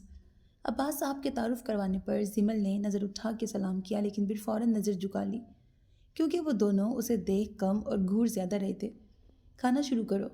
ان کے یوں دیکھنے پر عباس صاحب کی تنبیہی آواز گونجی تو وہ دونوں فرما برداری سے اپنی پلیٹوں پر جھک گئے، لیکن دونوں کے دل میں خود بدھ مچی تھی۔ لیکن حماد کی زبان میں پھر بھی بڑی شدت سے کھجلی ہو رہی تھی۔ اسے صرف عباس صاحب کے اٹھنے کا انتظار تھا۔ یہ سرور کو کتنی دفعہ کہا ہے کپڑے نیچے صحن میں سکھانے کے لیے ڈالا کرو، پر مجال ہے یہ عورت کوئی بات دھیان سے سن لے۔ اب اتنی رات کو مجھے 100 سیڑھیاں چڑھ کر آدھا گھنٹہ لگا کے کپڑے اتارنے پڑے ہیں۔ انوری بوا ہمیشہ کی طرح دور سے ہی بولتی ہوئی اندر داخل ہوئیں، پھر سب کو اپنی طرف متوجہ دیکھ کر ابرو اچکائے۔ اب یوں گھور کیا رہے ہو؟ مجھے کچھ غلط کہا ہے کیا میں نے؟ سب پہ باری باری غصیلی نظر ڈالتے ان کی نظر زمل پہ گئی تو پھر ٹھہر سی گئی۔ یہ وہ کہتے 2 قدم آگے ہوئیں۔ شاہانہ نے شرارت سے ان کا حیران چہرہ دیکھا۔ یہ ایاز کی بیٹی ہے۔ انہوں نے قریب آتے اس کا چہرہ ہاتھوں میں لیا۔ زمل کی آنکھیں اتنی محبت پر بے ساختہ نم ہوئیں۔ یہاں آتے ہوئے دل میں 100 طرح کے وسوسے تھے۔ ممانی نے ہمیشہ یہی کہا تھا اس کے ددیال والے اس سے نفرت کرتے ہیں، کیونکہ اس کی ماں نے دوسری شادی کر لی اور وہ کبھی اسے نہیں اپنائیں گے، لیکن جب سے وہ ان سب سے ملی تھی حیران ہو رہی تھی۔ نفیسہ، یہ تو بالکل اپنی خالہ کی کاپی ہے، بس 19-20 کا فرق ہے۔ انہوں نے اس کی سبز آنکھیں دیکھنے کے بعد خود ہی 19-20 کی وضاحت کر دی تو خالہ کے ساتھ حماد کہا لگا کے ہنس پڑا۔ چلو اچھا ہے نا انور، تمہارے پاس دو گڑیاں ہوں گی۔ نفیسہ بھی شرارت سے بولی تو انوری بوا نے ایک نظر خالہ کو دیکھا اور مسکرا کے اس کی طرف بڑھی۔ بے شک وہ بھی میری گڑیا ہے، لیکن میری لاڈو تو یہی ہے۔ انہوں نے خالہ کا ماتھا چوما تو خالہ ان سے لپٹ گئی۔ میری بوا، وہ حماد کو منہ چڑھا کے بولی، فکر مت کرو، تمہارے اکلوتے لاڈلے ہونے کے دن ختم، تمہاری جوڑی دار آ گئی ہے۔ حماد نے آنکھ سے زمل کی طرف اشارہ کیا جو اشتیاق سے سب کو دیکھ رہی تھی۔ خالہ خود اٹھ کر اس کے قریب آ گئی۔ زمل، کون سی کلاس میں پڑھتی ہو؟ خالہ کے سوال پہ وہ گھبرا گئی تھی۔ میں نے ایف اے کے ایگزامز دیے تھے، پاس بھی ہو گئی تھی۔ کون سے کالج سے؟ پرائیویٹ دیے تھے۔ ماموں نے کہا کالج کی فیس کے پیسے نہیں ہیں۔ ساتھ والے گھر میں صفیہ آنٹی کی بیٹی تھی، اس کے پاس جو بکس تھیں انہی سے پیپرز دیے تھے۔ وہ نارمل انداز میں بتا رہی تھی، پر وہاں سب افسردہ ہو گئے تھے۔ اوہ، یہ تو بہت اچھی بات ہے، اس کا مطلب ہے تم بہت انٹیلیجنٹ ہو۔ اس طرح کالج جائے بغیر ایگزامز دینا بہت مشکل ہوتا ہے۔ واقعی؟ خالہ کے کہنے پر اس نے نظریں اٹھا کر اشتیاق سے پوچھا۔ ایک دم آنکھوں کے ساتھ اس کا چہرہ بھی جگمگانے لگا تھا۔ پھپھو، یہ تو غضب کی خوبصورت ہے۔ بھائی کی تو بیٹھے بٹھائے لاٹری نکل آئی۔ حماد نے ان کے کان میں سرگوشی کی تو پہلے انہوں نے زمل کو دیکھ کر ماشاءاللہ کہا اور پھر ایک زوردار چپت حماد کے بازو پہ ماری۔ اب اس کے سامنے کوئی فضول بکواس نہ کرنا۔ کیوں، غلط کیا ہے؟ ہماری ہونے والی بھابھی ہے۔ ہاں ہونے والی، پر ہوئی نہیں۔ قبل از وقت بات کرنے کی ضرورت نہیں، ابھی سے یہاں سیٹ ہونے میں ٹائم لگے گا۔ جب وقت آئے گا تب دیکھیں گے۔ تم بھی پلیز اپنی چونچ بند رکھنا۔ حماد تو ہنس کر بات ٹال گیا تھا، لیکن پاس بیٹھی نفیسہ نے چونک کر شاہانہ کو دیکھا، لیکن وہ ان کی طرف متوجہ نہیں تھی۔ پھپھو، اب میں آپ کے ساتھ رہوں گی، تکیے پر سر رکھتے زمل نے پوچھا تو موبائل پر میسج کرتی شاہانہ نے ہاتھ روک کر اسے دیکھا۔ اگر تم میرے ساتھ رہنا چاہتی ہو تو ضرور میری جان، تم رہ سکتی ہو۔ میں سمجھی نہیں پھپھو، وہ الجھ کر انہیں دیکھنے لگی۔ میرا گھر کینیڈا میں ہے، ابھی تمہارے انکل یہاں شفٹ ہونے کا سوچ رہے ہیں۔ گھر لیا ہے یہاں پر، ابھی کچھ کام ہو رہا ہے۔ جب کام مکمل ہو جائے گا، جنید اور بچے آ جائیں گے تو میں اپنے گھر شفٹ ہو جاؤں گی۔ اور میں، ان کے جانے کا سن کر وہ روحان سی ہوئی، وہ بھی تمہارا گھر ہے، لیکن تمہارا اصل گھر یہ ہے۔ عباس بھائی کبھی بھی تمہیں میرے ساتھ جانے نہیں دیں گے۔ پھر یہاں سب ہیں، تمہاری تائی نفیسہ بہت اچھی ہیں، انور آپا، خالہ، حماد سب بہت اچھے ہیں۔ انہوں نے حارث کا نام نہیں لیا تھا۔ اور میں بھی آتی رہوں گی، اگر پھر بھی تمہارا دل نہیں لگا تو میں تمہیں ساتھ لے جاؤں گی۔ پر میرے بچے ایان اور رجا بہت شرارتی ہیں۔ ان کی بات سن کر وہ مسکرائی۔ اب سو جاؤ، میں تمہارے انکل کو فون کر کے آتی ہوں۔ ان کے اٹھنے پر اس نے آنکھیں بند کر لیں۔ کتنے عرصے بعد وہ یوں پرسکون ہو کے لیٹی تھی، کوئی ڈر نہیں تھا اسے۔ جو ڈر تھے وہ یہاں آتے ہی بھاگ گئے تھے۔ جس طرح سب لوگوں نے اسے اتنی محبت سے اپنایا تھا، اسے یقین تھا جس کے ساتھ اس کا سب سے قریبی رشتہ ہے وہ بھی اسے اپنی زندگی میں اتنی ہی خوشی سے ویلکم کرے گا۔ اسے اب حارث کا انتظار تھا۔ نیند میں اترنے سے پہلے اس کے ہونٹوں پر مسکراہٹ تھی۔ وہ جب فون سن کر آئیں تو زمل گہری نیند میں تھی۔ وہ مسکراتی ہوئی اس کے ساتھ لیٹ گئیں، اس کے بال سہلاتے ہوئے وہ بغور اس کا چہرہ دیکھنے لگیں۔ وہ واقعی خالہ سے بہت ملتی تھی۔ 19-20 کا فرق تھا۔ انوری آپا کی بات سوچ کر مسکرا دی۔ خالہ کی آنکھیں ہیزل براؤن تھیں، ویسے ہی براؤن کرلی بال، تیکھی ناک، گورا رنگ، درمیانہ قد، خوبصورت متناسب جسامت، جبکہ زمل کی آنکھیں سبز کاہی میل تھیں۔ بال براؤن تھے پر ریشمی چمکدار، ناک نہ موٹی تھی نہ پتلی، رنگ گورا، بھرے بھرے گال، قد اس کا خالہ جتنا تھا لیکن خالہ کے مقابلے میں وہ دبلی پتلی تھی۔ اس کا گال چوم کر وہ سیدھی لیٹ گئیں۔ بیٹیاں تو ساری پیاری ہوتی ہیں، بس مقدر خوبصورت ہونے چاہیے۔ وہ ہلکے سے بڑبڑائیں اور آنکھ میں آنے والی نمی صاف کر کے گہرا سانس لے کے آنکھیں بند کر لیں۔ رات شاید کافی سکون سے سوئی تھی، شاید اسی لیے آنکھ دیر سے کھلی۔ اس کی نظر پہلے کمرے پہ پڑی تو وہ تیزی سے اٹھی، لیکن پھر ساتھ لیٹی شاہانہ کو دیکھ کر اس نے گہرا سانس لیا۔ نظر سامنے لگی گھڑی پر پڑی جہاں صبح کے 8 بج رہے تھے۔ اس نے افسوس سے سر جھٹکا۔ اس کی فجر کی نماز قضا ہو گئی تھی، بلکہ کل سے روٹین کے ساتھ جیسے ساری زندگی بھی بدل گئی تھی۔ وہ فریش ہو کے باہر آئی تو شاہانہ اب بھی سو رہی تھی۔ وہ باہر آئی تو اسے لگا سب ابھی سو رہے ہوں گے، لیکن اس کے اندازے کے برخلاف وہ سب اٹھے ہوئے تھے۔ اس پر سب سے پہلی نظر غلام عباس کی پڑی۔ آؤ زمل، ان کے پکارنے پر وہ سلام کرتی ان کے سامنے بیٹھ گئی۔ وہ چائے پی رہے تھے اور تیار تھے، شاید کہیں جا رہے تھے۔ خالہ نے آج تمہارے لیے چھٹی کی ہے، اس کے ساتھ سارا دن گزارو، گھر دیکھو، کسی بھی چیز کی ضرورت ہو اپنی تائی سے کہہ سکتی ہو، اور ایک دن آرام کرو، اس کے بعد پرسوں حماد کے ساتھ کالج جا کے اپنا ایڈمیشن کرواؤ۔ سبجیکٹ جو تمہیں پسند ہو، اگر سمجھ نہ آئے تو حالہ یا حماد سے مشورہ کر لینا۔ ایک بات اور، انہوں نے اس کی اڑی رنگت دیکھی، میری طرف سے کوئی پابندی نہیں سوائے اس کے کہ کبھی تمہاری وجہ سے میرا سر جھکنا نہیں چاہیے۔ باہر جب تم نکلتی ہو تو یہ یاد رکھنا تمہارے ساتھ ہماری عزت جڑی ہے، جس کی حفاظت تمہاری ذمہ داری ہے۔ کالج تم پڑھائی کرنے جاؤ گی اور بس وہی کرو گی، فضول کی دوستیاں مجھے پسند نہیں، یہ بات میں نے حالہ سے بھی کی تھی اور تم سے بھی کہہ رہا ہوں۔ حالہ نے مجھے شکایت کا موقع نہیں دیا اور امید کرتا ہوں تم بھی ایسا ہی کرو گی۔ جی، وہ سر جھکا کے بولی، چلتا ہوں۔ نفیسہ حماد اٹھا کہ نہیں؟ جی بابا، میں ریڈی ہوں۔ وہ ڈریس پینٹ اور کوٹ میں تیار ان کے سامنے کھڑا تھا۔ ہاں چلو، اور کل زمل کا فارم لے آنا اور کلاسیں شروع ہونے سے پہلے اس کا ایڈمیشن ہو جانا چاہیے۔ جی بابا۔ اس نے تابعداری سے سر ہلایا۔ ان کے باہر نکلتے وہ تیزی سے اس کی طرف بڑھا تو وہ بے ساختہ ڈر کر 2 قدم پیچھے ہٹی۔ بھابھی، یہ کام آپ کے شوہر نامدار کے کرنے والے ہیں جو بابا مجھ پہ ڈال رہے ہیں؟ تمہارے شوہر کی وجہ سے مجھ پہ بہت ظلم ہوتے ہیں، اب آ گئی ہو تو کچھ میرے لیے کرو۔ دیور بعد میں، پہلے تمہارا کزن اور بھائی بھی ہوں۔ اس کی تیز چلتی زبان پر وہ ہکا بکا اس کی باتیں سمجھنے کی کوشش کر رہی تھی۔ کرو گی میری مدد اپنے شوہر نامدار کے خلاف؟ میں کیسے آپ کی مدد کر سکتی ہوں؟ میرے تو کوئی شوہر نامدار نہیں۔ وہ اتنی شرمندہ ہو کے بولی کہ حماد نے بے ساختہ اپنا سر پیٹا، جبکہ حالہ جو کب سے اسے دیکھ رہی تھی کھلکھلا کے ہنس پڑی۔ اللہ، یہ تو بالکل عقل سے پیدل ہے۔ وہ افسوس کرتا باہر نکل گیا تو زمل نے روحانسی ہو کے حالہ کو دیکھا۔ میں نے کچھ غلط کہا ہے؟ نہیں، اس کی عادت ہے، وہ ایسے مذاق کرتا ہے۔ تم ناشتہ کرو گی یا پہلے گھر دیکھنا ہے؟ میں پہلے گھر دیکھوں گی، وہ اشتیاق سے بولی۔ سارا گھر دیکھنے کے بعد وہ کچن میں آئیں جہاں انوری بوا پہلے سے موجود تھی۔ آپ کا گھر بہت خوبصورت ہے، زمل کے کہنے پر حالہ نے حیرت سے اپنی طرف اشارہ کیا۔ یہ ہمارا گھر ہی نہیں، تمہارا بھی، تم بھی ہماری فیملی کا حصہ ہو۔ جی، وہ ایک بار پھر ہاتھ مسلنے لگی۔ چندہ، کیا ناشتہ کرو گی؟ میں؟ زمل نے حیران ہو کر انوری بوا کو دیکھا۔ میں خود بنا لوں گی۔ وہ آگے بڑھی تو انوری بوا نے حیران ہو کے اسے دیکھا۔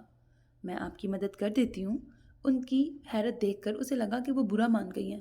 جیتی رہو بیٹا، آگے تم نے ہی سب سنبھالنا ہے۔ ابھی اپنی بوا کے ہاتھ کا کھاؤ، بتاؤ کیا بناؤں؟ انہوں نے پیار سے اس کے گال کو چھوا۔ جو آپ کا دل چاہے۔ چلو ٹھیک ہے، پھر حالہ کے لیے آملیٹ بنا رہی ہوں، تمہارے لیے بھی وہی بنا دوں؟ جی، وہ سہلا کے بولی۔ حالہ؟ میں آپ کو حالہ بول سکتی ہوں؟ زمل نے آملیٹ کھاتے ہوئے حالہ سے پوچھا تو اس نے مسکرا کے اسے دیکھا۔ جو تمہیں اچھا لگے زمل۔ حالہ، باجی، آپی، اس کے کہنے پہ وہ کھلکھلا کے ہنس پڑی۔ میرے جتنی ہو آپ؟ جی نہیں، 2 سال بڑی ہوں آپ سے، لیکن میں حالہ کہوں گی۔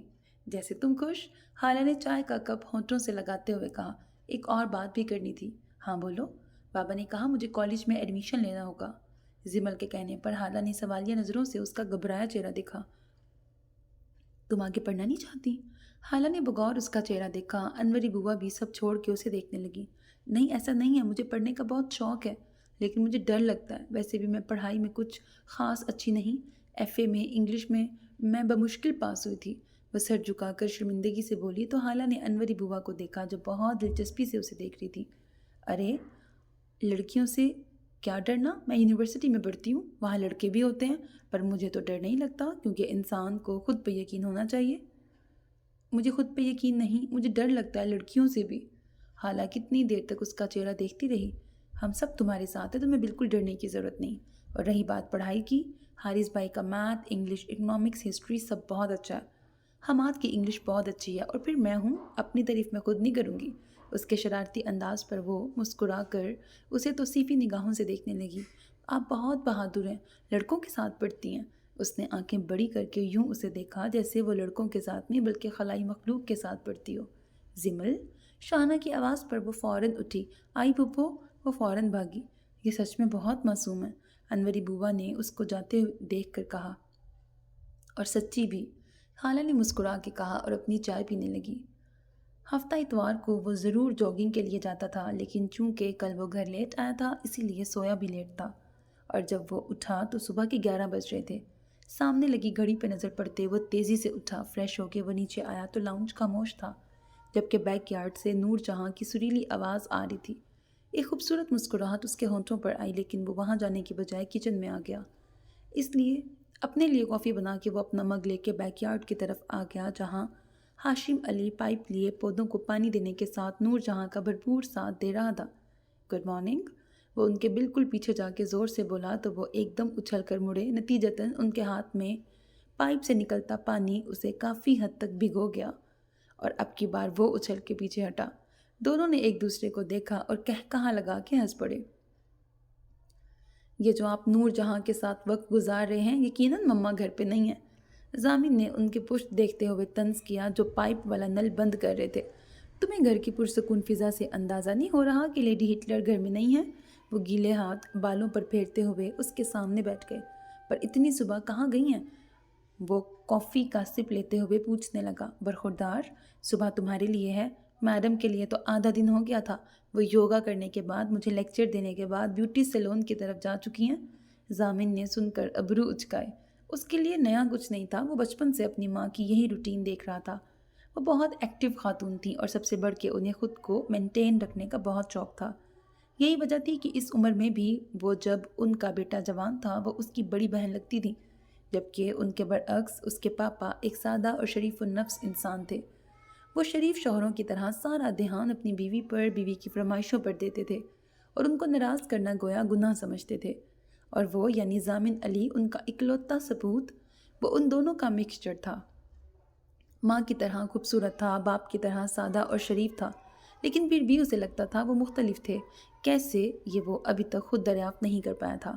اس کے ماں باپ دونوں تھوڑے تھوڑے ضدی تھے، لیکن وہ اکلوتا ہونے کی وجہ سے دونوں کی ضد ماننے پر مجبور ہو جاتا تھا، کیونکہ ایک طرف ماں ہوتی تھی اور دوسری طرف باپ۔ وہ دونوں کو خوش رکھنا چاہتا تھا، اس لیے آج تک اس نے کبھی اپنی مرضی نہیں کی تھی۔ ہوا نا سیدھا سادہ شریف النفس لڑکا؟ کیا سوچ رہے ہو؟ اسے خاموش دیکھ کر ہاشم علی نے اس کی آنکھوں کے سامنے چٹکی بجائی۔ کچھ نہیں، شام کے لیے کچھ پلان کر رہا ہوں۔ اس کی ضرورت نہیں برخوردار، اس کا انتظام تمہاری ماں کر چکی ہے۔ مطلب؟ وہ چونک کر انہیں دیکھنے لگا۔ پارٹی ہے شام میں، تمہاری چنکی منکی پنکی آنٹیاں آ رہی ہیں۔ او گاڈ، وہ جیسے کراہا، ناٹ اگین ڈیڈی۔ وہ روحان سا ہو کے انہیں دیکھنے لگا۔ جواباً وہ کندھے اچکا کر خود کو بری الذمہ قرار دے گئے تھے۔ اس کا کافی کا مگ واپس ٹیبل پر رکھ دیا۔ سارا موڈ غارت ہو گیا تھا۔ ہاشم علی نے اس کا چہرہ دیکھا تو مسکرا دیے۔ یار، اس میں منہ بنانے والی کیا بات ہے؟ تمہاری آنٹیوں کے علاوہ تمہاری ماں کی کچھ دوستیں اور ساتھ ان کی بیٹیاں بھی آ رہی ہیں انجوائے کرنا۔ ڈیڈی پلیز، آپ کو پتہ ہے مجھے یہ سب پسند نہیں۔ پتہ نہیں تم اتنے بدذوق کس پہ گئے ہو؟ ہاشم علی نے برا سا منہ بنا کے کہا تو وہ بے ساختہ مسکرایا۔ مجھے تو لگا میں اس معاملے میں آپ پہ گیا ہوں۔ غلط فہمی ہے تمہاری برخوردار، میں اپنی جوانی میں بڑا خوش دل اور رنگین مزاج آدمی تھا۔ یہ تو تمہاری ماں سے شادی کے بعد میرے اندر کا خوش دل مرد اپنی موت آپ مر گیا۔ ان کے افسردہ انداز پر وہ کہا لگا کے ہنس پڑا۔ اس کا مطلب ہے کافی افیئرز ہوں گے آپ کے؟ وہ رازدارانہ انداز میں بولا۔ بہت سی لڑکیاں مرتی تھی مجھ پہ۔ وہ فرضی کالر اٹھا کے بولے۔ مما کو پتہ ہے؟ وہ ابرو اچکا کے بولا۔ توبہ کرو، زندگی عذاب کرنی ہے میں نے، اور تم بھی ماں کے چمچے اپنا منہ بند رکھنا۔ وہ اب اس سے بات کر کے دل ہی دل میں پچھتا رہے تھے۔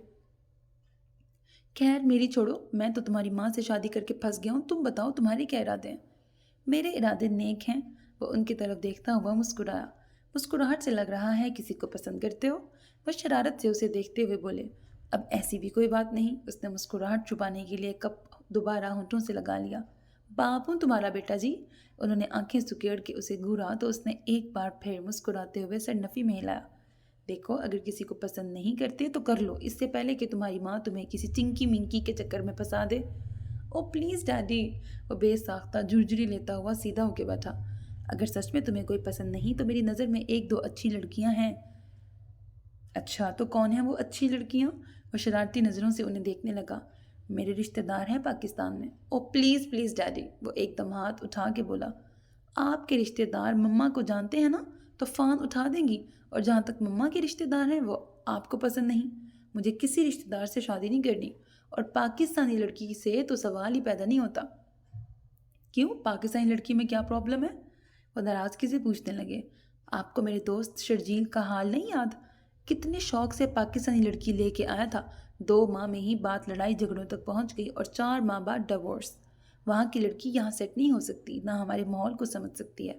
ہم جہاں کام کرتے ہیں وہاں لڑکے لڑکیاں سب برابر ہیں، ہماری دوستی لڑکوں سے بھی ہے اور لڑکیوں سے بھی۔ جو وہاں کی لڑکیاں سمجھ نہیں سکتی، چھوٹے دماغ ہوتے ہیں ان کے۔ وہ تنفر سے بولا، ماں والی سوچ کا مظاہرہ نہ کرو، ان کا دماغ چھوٹا نہیں ہوتا، شریف ہوتی ہیں وہاں کی لڑکیاں۔ اور کوئی بھی بیوی دوسری عورت کو برداشت نہیں کرتی، چاہے وہ دوستی کیوں نہ ہو، اور اس کو چھوٹا دماغ نہیں، بیوی کی پوزیسونیس کہتے ہیں، اسے محبت کہتے ہیں۔ اچھی محبت ہے شک کر کے، سوال کر کے آدمی کا دماغ ہلا کے رکھ دو۔ وہ اب بھی ان سے متفق نہیں تھا۔ اپنی ماں کے بارے میں کیا خیال ہے تمہارا؟ وہ تو یہیں کی پیدائش ہے، لیکن پھر بھی اتنا چھوٹا سا دماغ ہے اس کا۔ انہوں نے انگلی اور انگوٹھے کے درمیان ذرا سا فاصلہ رکھ کے بتایا، گرل فرینڈ تو دور کی بات ہے، وہ تو میرے ماں باپ کو برداشت نہیں کر پائی، وہ بیچارے میرے انتظار میں دنیا سے ہی چلے گئے۔ یہاں کی لڑکیاں می اینڈ مائی فیملی کے فارمولے پہ یقین رکھتی ہیں، جس میں صرف شوہر اور بچے شامل ہیں، جبکہ ماں باپ بہن بھائی فیملی کا حصہ نہیں ہوتے۔ جبکہ تم ہماری اکلوتی اولاد ہو، ہمیں ایسی لڑکی چاہیے جو گھر کی فضا کو خوشگوار بنائے، رشتوں کو جوڑ کے رکھے، ساس سسر کو عزت دے، شوہر کو شوہر سمجھ کے عزت دے، نہ کہ ملازم سمجھ کے ٹریٹ کرے جیسے تمہاری ماں مجھے ٹریٹ کرتی ہے۔ وہ بڑے ہنسمکھ انسان تھے، ہمیشہ مما کی بدتمیزی کو بھی ہنس کر ٹال جاتے تھے، لیکن جب کبھی انہیں اپنے ماں باپ یاد آتے تو وہ تلخ ہو جاتے تھے۔ وہ ان کا درد سمجھتا تھا، تبھی اٹھ کر انہیں گلے لگا لیا۔ انہوں نے نم آنکھوں کے ساتھ اس کا گال تھپتھپایا۔ ڈیڈی، آپ پلیز سیڈ نہ ہوں، میں آپ کی پسند سے شادی کروں گا اور کبھی آپ کو اور مما کو چھوڑ کے نہیں جاؤں گا۔ چل پگلے، رلائے گا کیا؟ ان کے کہنے پر وہ ہنستے ہوئے پیچھے ہوا۔ تمہیں میری یا اپنی ماں کی چوائس کے درمیان لٹکنے کی ضرورت نہیں، زندگی تمہیں گزارنی ہے تو لڑکی بھی تمہاری پسند کی ہونی چاہیے۔ میری پسند کی ہوئی لڑکی تمہاری ماں کو پسند نہیں آئے گی، اور اس کی پسند کی ہوئی لڑکی مجھے۔ پچھلے سال سے یہی ہو رہا ہے، اور اب اگر تم چاہتے ہو کہ آنے والے سالوں میں تم کنوارے نہ رہو تو اپنی پسند بتا دو، کیونکہ تمہاری پسند پر ہم دونوں اتفاق کر لیں گے۔ وہ تھوڑی کو ہتھیلی پہ ٹکائے آنکھوں میں شرارت لیے بڑی دلچسپی سے انہیں دیکھ اور سن رہا تھا۔ اور اگر میری پسند کی ہوئی لڑکی آپ دونوں کو پسند نہ آئی تو پھر زیادہ فل چانسز ہیں کہ میں کنوارا رہ جاؤں گا۔ تمہاری ماں کا تو پتہ نہیں، پر میں تمہاری خوشی میں خوش ہو جاؤں گا۔ ان کے احسان کرنے والے انداز پر اس نے سمجھنے والے انداز میں ابرو اچکائے۔ نوازش ہے آپ کی ڈیڈی، وہ بھی جواباً بڑی عاجزی سے بولا۔ اب کہاں جا رہے ہو؟ اسے اٹھتا دیکھ کر انہوں نے پوچھا۔ میں اکیلا نہیں، آپ بھی میرے ساتھ جا رہے ہیں، وہ ان کا بازو تھامتے ہوئے بولا۔ کہاں جانا ہے؟ وہ بھی آرام سے کھڑے ہو گئے۔ مما اگر پالر جا سکتی ہیں تو میرے ڈیڈی کیا کسی سے کم ہیں؟ ہم باپ بیٹا بھی سیلون چل رہے ہیں، شام کی پارٹی میں میرے ڈیڈی کو سب سے خاص لگنا چاہیے۔ اس کے آنکھ مارنے پر وہ کہا لگا کے ہنس پڑے۔ کپڑے بدل کے آتا ہوں۔ ٹھیک ہے، میں فرقان کو بھی فون کر دیتا ہوں۔ وہ تیزی سے اٹھا تو انہوں نے نم آنکھوں اور مسکراتے ہونٹوں سے اس کی پشت کو دیکھا۔ گاڑی سے اترتے ہی اس کی نظر روڈ پر کھڑی گاڑیوں پر پڑی تو گہرا سانس لے کے باہر نکلا۔ لگتا ہے پارٹی شروع ہو گئی ہے۔ ڈگی سے سامان نکالتے فرقان نے ہنسی دباتے اپنے دوست کا بیزار چہرہ دیکھا جو اب اس کے ساتھ سامان نکال رہا تھا۔ ویلکم مائی چارمنگ۔ اندر داخل ہوتے ہی ربیہ خالہ نے زور سے گلے لگایا اور چٹا چٹ اس کا منہ چوما، اور ہمیشہ کی طرح وہ اتنے پیار پر شرما کے رہ گیا۔ اس نے درزیدہ نظروں سے دائیں صوفے کی طرف دیکھا جہاں مما کی سہیلی اپنی بیٹی کے ساتھ بیٹھی بڑی دلچسپی سے اسے دیکھ رہی تھی۔ آنٹی، میں اب بڑا ہو گیا ہوں۔ ان سے الگ ہو کر اس نے اپنے ہاتھ سے اپنے دونوں گال رگڑے جہاں یقیناً لپسٹک لگی تھی۔ میرے لیے تو تم چھوٹے سے ہی رہو گے۔ وہ ایک بار پھر اس کا گال کھینچ رہی تھی۔ آنٹی، میں بھی ہوں۔ سامان ہاتھ میں پکڑے فرقان بھی آگے آیا۔ چنکی سے جان چھڑا کر وہ منکی کی طرف بڑھا۔ ہیلو مشی آنٹی۔ ارے میرا گڈا۔ وہ بھی حسب توقع اس کے گلے لگی اور پیار سے اس کے سلکی بال بگاڑ کر رکھ دیے تھے۔ اس نے صبر کا گھونٹ پی کے ہاتھ میں پکڑا سامان ڈائننگ ٹیبل پہ رکھا۔ ہیلو برو۔ فری پنکی منکی خالہ کی چھوٹی بیٹی اس کے سامنے کھڑی تھی۔ کیا ہے اس میں؟ ہیلو کرنے کے بعد اس نے اگلی بات کی زحمت کیے بغیر اس کے ہاتھ سے شاپر لیا جس میں پیٹیز تھے۔ پیٹیز دیکھ کے اس نے نعرہ لگایا اور جلدی سے دونوں ہاتھوں میں پیٹیز پکڑ کے واپس مڑی۔ لگتا ہے کھانے کی خوشبو کھینچ لائی تھی اسے۔ پیچھے سے آتے فرقان نے فری کے سائز پر چوٹ کی۔ وہ 10 سال کی تھی لیکن وزن عمر سے کہیں زیادہ، اور بیٹی کے ساتھ ماں کو بھی کوئی پرواہ نہیں تھی۔ وہ گہرا سانس لے کے مڑا۔ تم ذرا ڈیڈی کی ہیلپ کروا دینا، میں ذرا اپنے کپڑے پریس کر لوں۔ مجھے پھنسا کے کہاں جا رہے ہو؟ فرقان نے بیچاری سی شکل بنا کے اس کا بازو تھاما۔ وہ میری آنٹی ہیں، چڑیل نہیں۔ مجھے تو کچھ ایسا ہی خیال آتا ہے، وہ برا سا منہ بنا کے بولا۔ اور بیٹا جی، میں تم سے پورا اتفاق کرتا ہوں۔ ہاشم علی جو ابھی ادھر آئے تھے دل سے فرقان کی بات سے اتفاق کیا تھا۔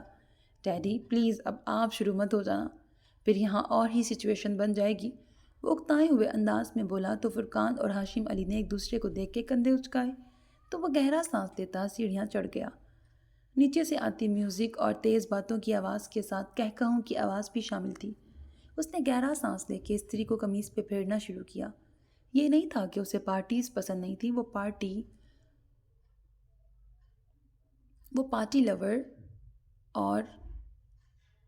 لور تھا اور یہ عادت اسے اپنی ماں سے ملی تھی۔ پر بیزاری کی وجہ نیچے بیٹھی خواتین تھیں جو اس کی خالائیں تھیں۔ یہ نہیں کہ اسے ان سے پیار نہیں تھا، لیکن اسے ان کے پیار کرنے کے انداز سے چڑ تھی۔ گھر کے اندر تک تو یہ لاڈ ٹھیک تھے، پر باہر بھی وہ اس سے ایسے بچوں کی طرح بیہیو کرتی تھیں کہ وہ بیچارہ تڑپ کے رہ جاتا تھا۔ پاپا کی طرف سے کوئی خاص رشتہ نہ تھا، دادا دادی اب اس دنیا میں نہ تھے، تایا کی بھی ڈیتھ ہو چکی تھی۔ بس ایک پھپھو تھیں جن سے ڈیڈی کا رابطہ تھا، لیکن شائنہ کو چونکہ ان سے زیادہ ملنا پسند نہ تھا تو وہ بھی پھپھو اور ان کے بچوں سے زیادہ قریب نہ تھا۔ جبکہ مما کی طرف سے اسے رشتے میں 3 خالائیں ملی تھیں جنہیں پاپا پنکی، چنکی اور منکی کہتے۔ مما اور ان کی تینوں بہنیں یہیں کینیڈا کی پیداوار تھیں۔ اب پتہ نہیں ماں باپ نے ایسی پرورش کی تھی یا یہ ان کی خود کی چوائس تھی کہ وہ بس نام کی مسلمان بن کے رہ گئی تھی۔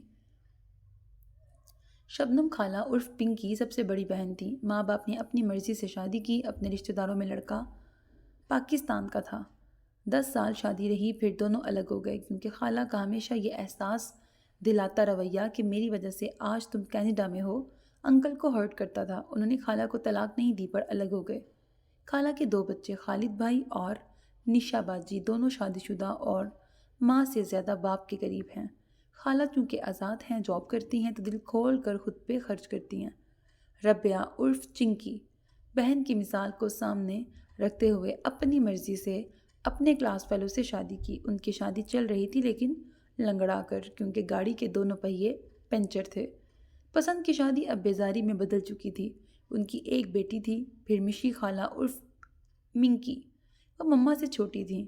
فی الحال ان کی شادی ٹھیک جا رہی تھی۔ ان کے شوہر آدھے پاکستانی اور آدھے کینیڈین تھے۔